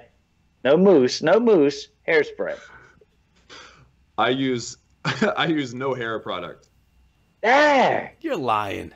No, I'm not. I promise, I'm not That's lying. unbelievable. I get out of the shower. And I literally just put it where it goes, and it air dries, and then it stays this way. And interestingly enough, if I actually comb it, it gets poofy. So I don't even run a comb through. I mean, I'll do it like at night when it doesn't matter, but like to get ready for videos, I'll literally like shower, adjust and fix it, and then it dries in like 30 minutes, and then I'm ready to go. Wow. You are Nice. blessed, my friend. Hair like that with no nothing. I just wear hats, dude. I just give up. I wear hats, man.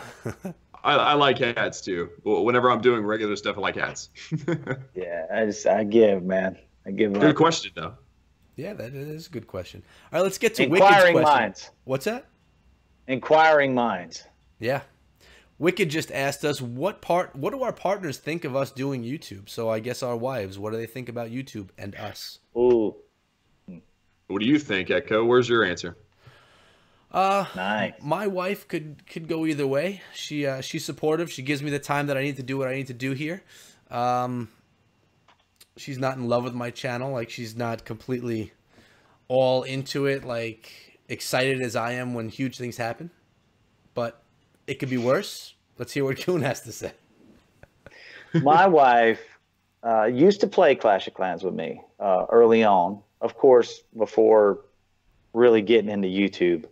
Now she quit YouTube and she absolutely hates my YouTube channel. She does, because I spend so much time on it. So yeah, my wife's not a big fan of Cleric Dragoon gaming at all. So there you go. I feel that your answer is opposite of ours, Klaus. Am I right? Yeah. Sort of. So whenever I first started, it was literally just side project, side time, do it whenever I could, that was the thing. And so after, I guess, some time, and I was able to maneuver things and really make it to where it wasn't really impeding on our time since she was studying at the time. It really wasn't a big problem with her. And then whenever the first contact from Supercell came, they're like, hey, we want you to come up to Finland. My wife was like, what?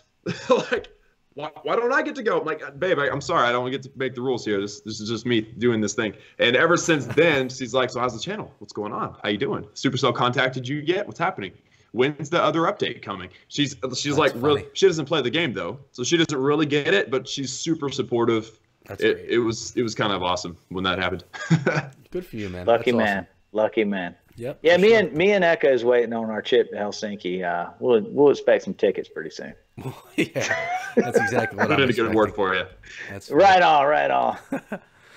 All right, no, we got to that question already. Brian, actually, we're getting low on questions, guys. So I think I have 4 more questions. If you guys have any more questions that you want us to touch on in this episode today, put them in the chat right now, and we'll make sure we get to them. Brian Russell asks us, what other mobile or PC games do you guys like playing? Goon, why don't we start with you on that one, because I know the answer to some of those already.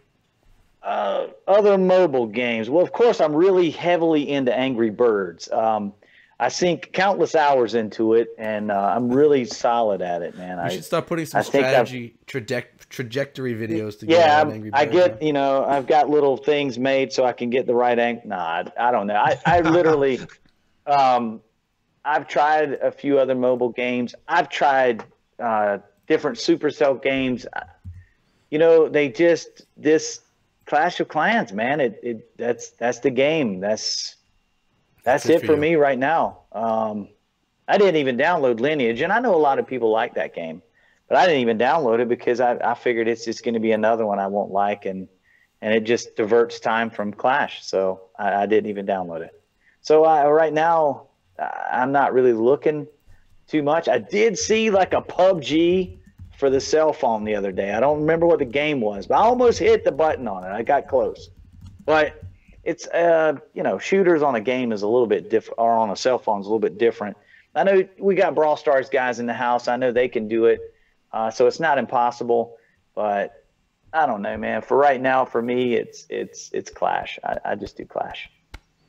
And Klaus, we know you play other stuff because you've been uploading new stuff to the channel. Any other things that you want to, hey, we got Clash with Ash sponsoring the channel right there. Little hype to him. Much love to you, CWA. Thanks so much, man. I appreciate the love. Appreciate the love, man. Throw some hype in the chat for that man. CWA Mobile Gaming. Look at that. He's going to get the cool retro logo next to his name now, too.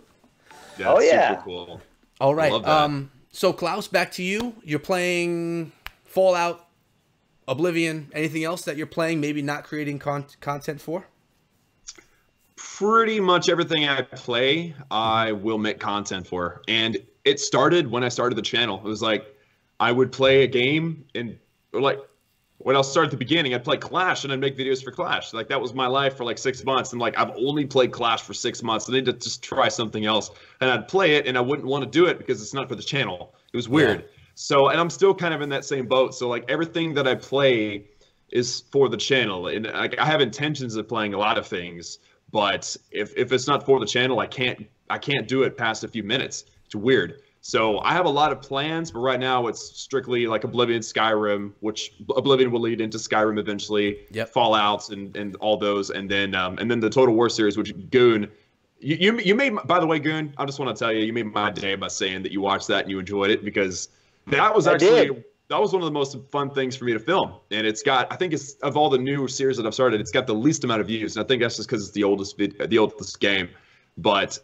I love the strategy aspect of it and how like three-dimensional it really is. It's three-dimensional, 360 degrees and multiple levels of strategy and difficulty. So I don't know. I like how you talked about the ground too, man. You know, you were talking about the ground comes into play. Height, elevation, topography. Yeah. I digged it, man. It was a great video. Did great. Love it. So yeah, those kind of games I intend on continuing to bring to the channel. Those are the things that I play. But there is one game. I actually made a couple of videos on it called Immortal Conquest. I think PB will probably recognize it. I don't know if anybody else will, but it's like this. It is another strategy game, Goon. You might want to look at it.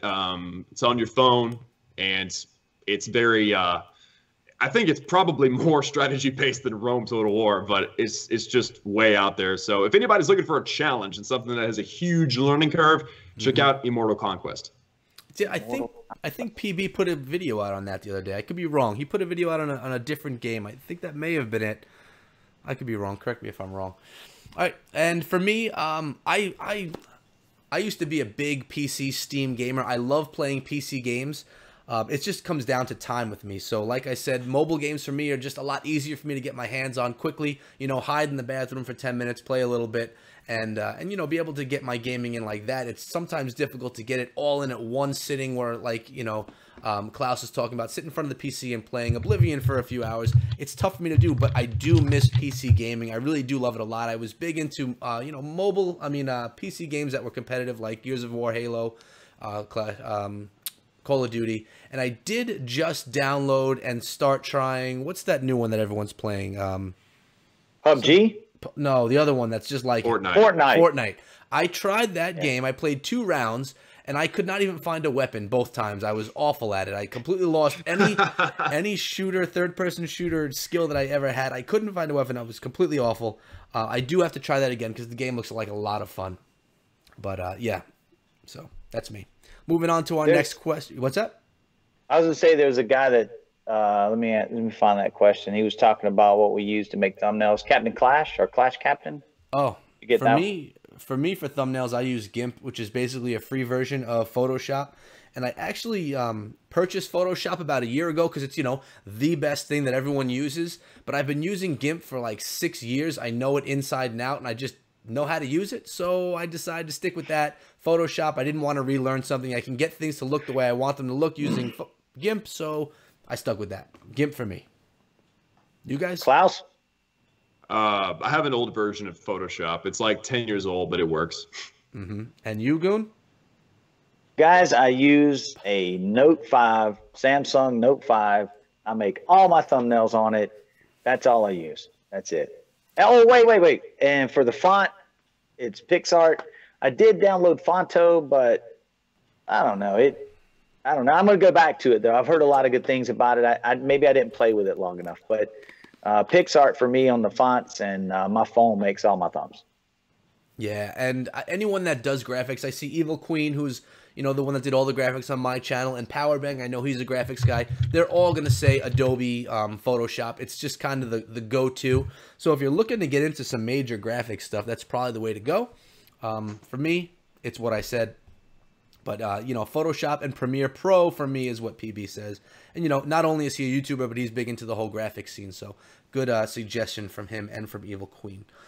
Sergeant Crumbling Paradise has been asking this question. He said that he asked it 20 times in the chat. I'm not sure, but I did get it down. And he says, what inspires all of you to keep going forward in gaming? And we kind of touched on this before. I'll grab this one really quick and then pass it off to you guys. It's creating content, and gaming is just the love for the games that we play and the love for the community that is involved with those games. That's part of the reason why I love Clash of Clans and Clash Royale so much, is the community. We're all in-game chat, in a Discord server together, and you're basically hanging out with friends virtually all the time whenever you want to. And not to mention that the gameplay, in my opinion, is extremely addicting and fun. Boys? Goon?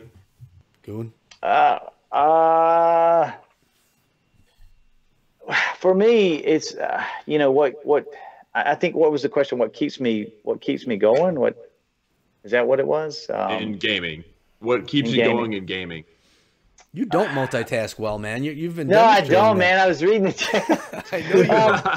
I'm trying to. Hey, look, I'm trying to catch the questions, man. The chat's moving pretty good. So, but anyway, like for me, I just love doing it. It's a passion. It's a hobby. I like helping people. I started doing it to help my own clan, and then I started thinking, well, I'll try to help other people, and ultimately, that's one of the things that keeps me going, man. That interaction, like Klaus touched on in the comments, means a lot to me. Like when people let me know, hey, this helped me, man, you made my day. Whether you know it or not, you made my day, because that's what I want to hear. I want to help other people to do well in their clan wars. That's a driving force for me, and plus the fact that it's a hobby that I enjoy so much. If I didn't, I would quit. It's because it's not monetarily viable. So that's it for me. Klaus, anything that you want to add in addition? Yeah. So I've got a totally different angle to gaming than most people, I think, because gaming for me was never about the game per se. And that's really a weird thing to say, but sure. I like stories. Like I like narratives. I like the stretching of my imagination. That's really what gets me going. So playing a different game, and that's why this year's been great, because I've been playing different games on the channel, and that's what makes it all fun for me, is the difference in the story that I'm gonna get to experience. If I don't know anything about the game, I get so stoked playing it because I don't know what's coming. And it's like, I think that if they didn't have video games, I would be a crazy reader. I think I'd be like one of those daily hours at a time readers. But because we have video games and movies and stuff, that's what I do instead. So I'm just like I'm like a story junkie, an imagination junkie, and that's what really fuels my gaming experience personally. And then Clash, just like you guys said, was the people, the people you play with. So that's obviously a big part of it too. Otherwise, you wouldn't stick with Clash because there's no story. Yeah, it's true. All right, let's move on to our next one. Next one is from Mike Smith. Do you have any advice for people dealing with game addiction? Game addiction? Yeah, I mean, you could be addicted to anything, I guess. I mean, that's a pretty serious question right there. I addiction of any sort, if it starts, I mean, basically what addiction is it's when something takes over your life to the point where you can't get done the things that you need to do in life to live a normal life. And basically something is getting in the way from you being successful in things in your regular life, right? It's a good discussion about like what addiction is. So if gaming is getting in the way from you functioning on your day-to-day, how do we handle that? Like, how would you handle that? There's no such thing as like rehab for game addiction. So I think at least for me, I'm the type of person who I could set my mind to something and I can do it. I know that some people aren't like that. So for me, if I needed to quit something that I knew was dangerous for me, I could realize it, I could rationalize it, and I could just stop doing it. So if I saw that Clash of Clans was to the point where I was not able, that I wasn't taking care of my family, I wasn't doing enough at my job, and that was in jeopardy, then I would be able to shut things down and just limit them. But if someone is not like that type of a personality, how would somebody deal with that? Do you guys have any advice? Stop. Okay, that's the first thing I thought. But obviously, if it's an addiction, you're beyond the point where you can just say, "I'm done." You know. Right. Exactly. And I think I personally hit that point whenever I was a ton late. Whenever I first started the game, I think I was addicted because I would stay up at night and nothing gets in the way of my sleep. Like, I'm one of those people where I'm like 7 hours, 8 hours, or I'm evil for the next day, you know? So even that happened. It affected my sleep. And so I actually turned that addiction into something that I was doing as a hobby. I guess I shifted the attention off of that and made it productive. So can you make a gaming addiction something productive? Starting a YouTube channel, I mean, that's how I handle it, but I honestly don't know. I haven't clinically handled an addiction of any kind, so I really don't. I can't speak from any experience beyond what I've just said. I gotta say, for me, take care, Power Bang. Later, brother. Sorry, later, PB. Back for me, like when I was playing PS2 and we were competing on a game called Killzone. It's an older game. We were ranked #1 in game battles in the world at that time. And literally when I came home from work, like I would rush through dinner to get on my game and start playing it with my team. And it became a little bit of an issue, and it almost cost me my marriage. So I would say that I was in an addiction zone right there.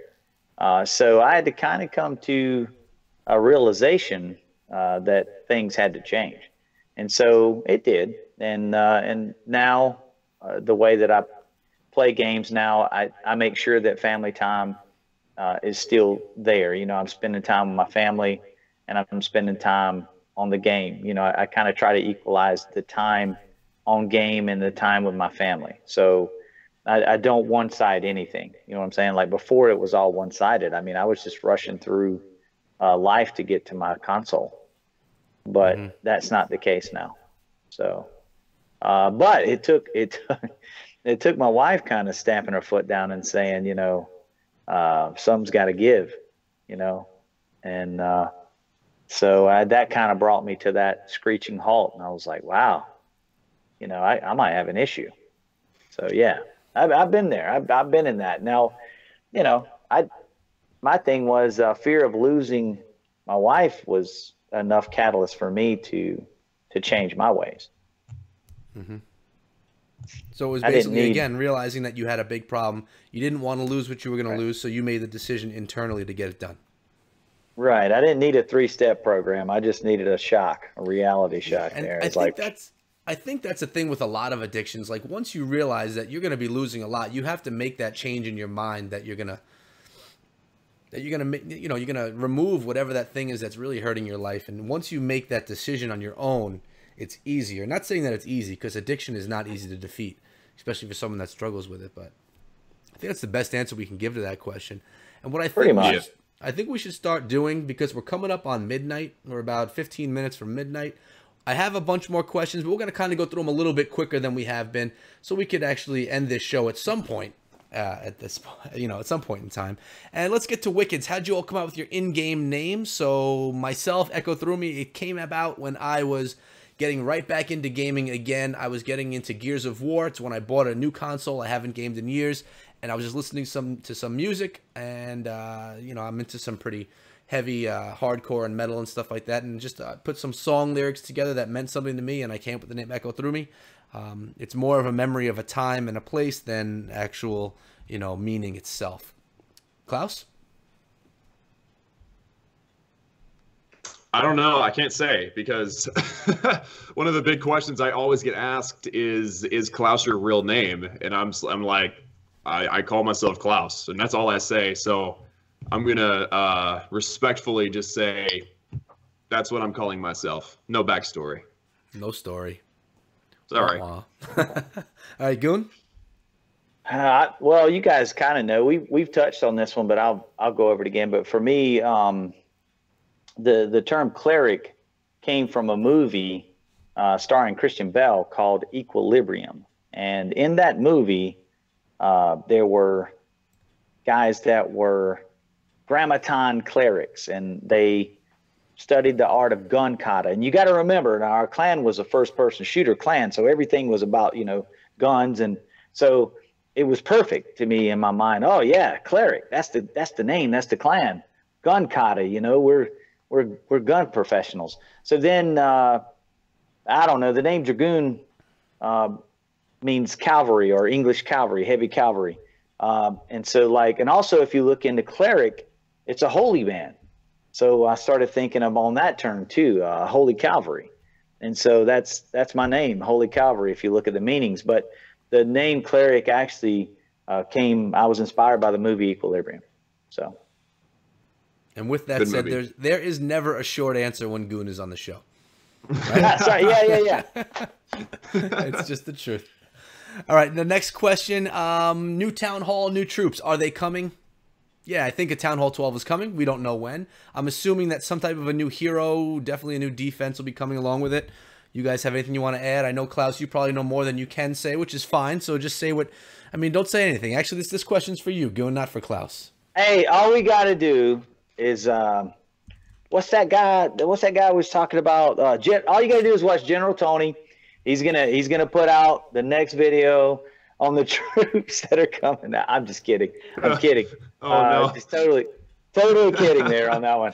But you know, there's some YouTubers out there that'll post anything. But yeah, there's definitely Town Hall 12's coming. It's coming, and I hope they have a new hero for it, to be honest. But now I was looking at that the other night. We were in a discussion. Oh, am I going long again? Here we go again. That's exactly what I was going to say. But look. Okay, so at Town Hall 7, you got the BK, right? Town Hall 8, you didn't get nothing. Town Hall 9, you got the Queen. Town Hall 10, you didn't get nothing. Town Hall 11, you got the Warden. We probably ain't going to get jack for the 12 if they continue that pattern. But maybe they don't. Maybe they go, you know, it's 12. Let's give them the Goblin King or something. I don't know. Who knows? You know, it'll be a farming machine. It's a lot of heroes, though. A lot of heroes to handle in a war. 4 heroes.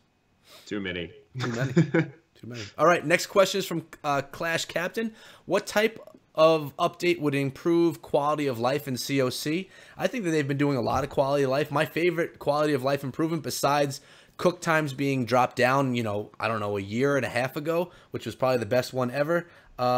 Just being able to collect resources with one tap of the elixir, collecting them all. I kind of love that. Any other quality of life things that you would like to see quickly?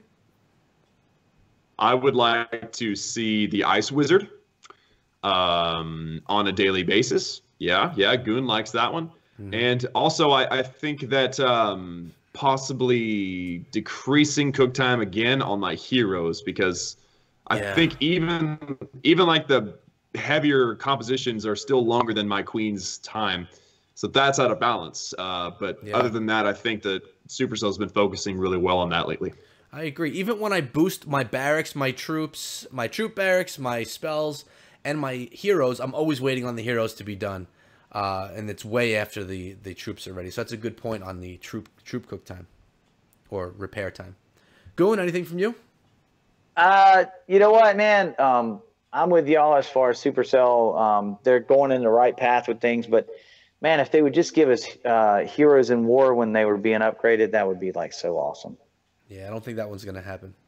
I don't either. Gonna happen. No. It would be awesome. And Queen just said it is funny how we adopt these in-game names. Like, I don't know that I know anyone's real names. I don't ever talk to you guys and call you by your real names, and you guys never call me by anything but Echo. It is funny how we adopt these names, and it's just who we are. Well, you could call me at the house, man. If you knew my number, you could call me and ask for Goon, and my wife would hand me the phone. Yeah, and that's cool. That's cool. Yeah. All right. Yeah. Estos asks, Clash of Clans or Clash Royale? I know what your guys' answers are. Clash of Clans. Yeah. Clash of Clans. Yeah, and then for me, both, I guess. I play more Clash Royale, but I don't know. Get out. Yeah, no, I love Clash of Clans. I love it. Oh, okay. Tim, what YouTuber did you learn the most from when you were getting into Clash, and who do you watch regularly? Well, whenever I started, I actually watched Clash with Cam and Mystic 7. Those were the first two that I actually saw. Wow. Just because they were the biggest ones, you know? And they were both playing those games on a regular basis. And then things expanded out from there. And I took a lot of my strategy from, who else? Jake, One Hive, and Powerbank. Those were the two that I really I watched on the regular basis back then. Now, I don't even know. I don't have time to watch other channels on a regular basis. I mean, I check in on everybody's channels, like everybody that I met personally or everybody that I'm, you know, closer to in the YouTube, you know, Clash community. I check in on the channels to make sure they're still alive, make sure, you know, they're still getting hits and things. And what are they posting? Any new games? Am I missing out on any hypes? But other than that, no, I don't get to actually watch anybody, which is sad. It's hard, man. Especially when you start Mystic making so many 7, friends. dude. I hadn't heard that name in a long time, dude. Long time. I think he's on the first-person shooter thing now, right? He doesn't do. Does he even do Clash or CR? Not really. I don't think so. I haven't looked in a long time. I actually did recently. He switched to Pokemon Go. He never got into the Clash Royale. He switched to Pokemon Go, and now I think he's on the whole Fortnite thing. He's also probably the first Clash of Clans person that I found, along with Galadon. Him and Galadon were the two first ones that I got for Clash of Clans. And then, you know, I mean, you've all heard my story about who my favorites are, so I'm not going to get into that again. But obviously, everyone who is a YouTuber who is in the chat today, I check on them daily and make sure I like those videos daily as well. Yeah. But no, it's tough to keep in touch with everybody's videos every single day. So I like binge watch people's videos. If I haven't been to someone's channel in a while, I'll just go there and scroll through, see what I want to see. He does. He shows me some love there too. Go ahead, Klaus. The only person, just talking about people in the community and stuff, the only person that I actually fangirled on was Cam when I met him. I haven't met Mystic before, but whenever I met Cam, I was like, okay, gather yourself, Klaus. You're fine. You're okay. He's just a person. But everybody else, I mean, you know, like Galadon was kind of cool to meet too. I think I had just gotten through the shock of meeting Cam whenever I met Galadon, so I was prepared for him, and then Powerbank at the same time. I haven't met Ash yet, by the way.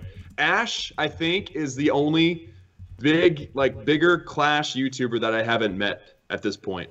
So Ash, bro, Vegas Live, man, let's do this. Bruh. I know you're there. I see you in the chat. He's there holding his son, I think he said, right? Oh, cute. Yeah. All right, let's move on. We have two more questions, and then we're going to call it a night, guys.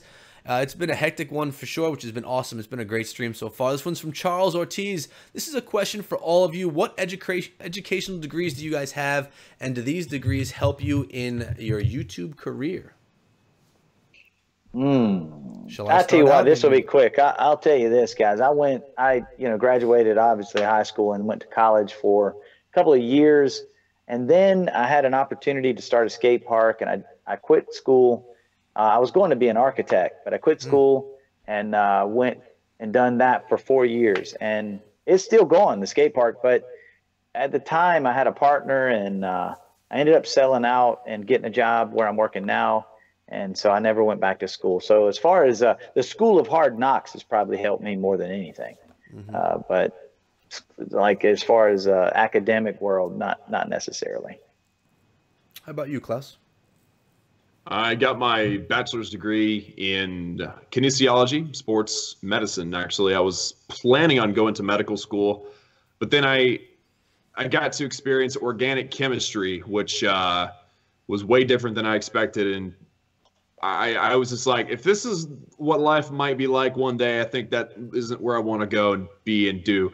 So I actually stopped at bachelor's degree. I used that as a martial arts instructor for a long time, and I don't do that anymore. But for a long time, it was relevant, and I'm expecting it to become relevant again in life, probably sooner rather than later. So it's been fairly compatible with my life at this point.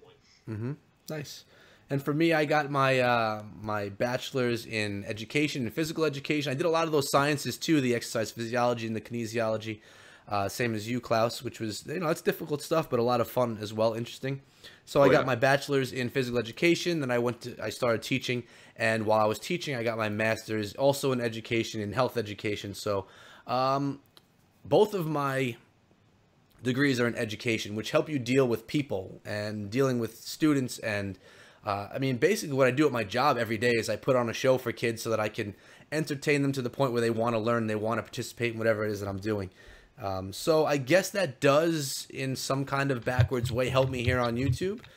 It doesn't directly help me. I didn't take anything in business or anything in media that taught me how to do that. All that stuff is self-taught or taught from people in the community. But yes, my education definitely helps me. And an education makes you well-rounded, and it really does help you just look at things differently than I would have if I probably didn't go to college and see those things.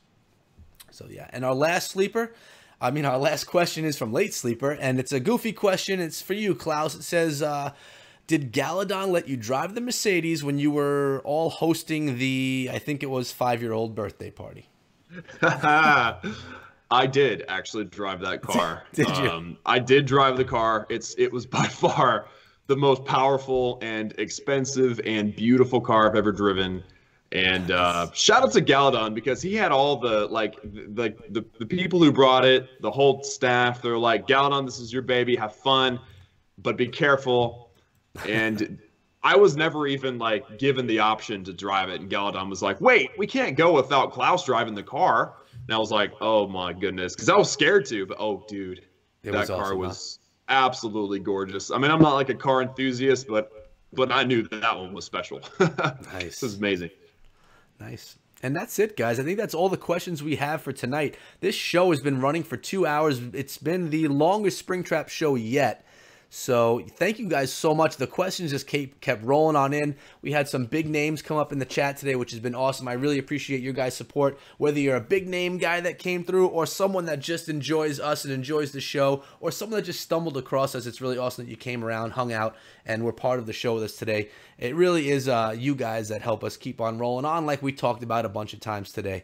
So absolutely. Yeah, so thank you guys all for that love. I appreciate it. Goon, I'll start with you. Any last words you want to say to everybody before I close things out? Basically, guys, I just thank you guys for all your support. Thank you, Klaus, for being here tonight. It's been a great show. Thank you to everybody that showed up tonight to support us. The love from the community tonight is awesome, man. I'm telling you, it hits me right there. You guys are awesome, and that is one of the things about this game is the best, is the community. And so thank you guys for all you do for us.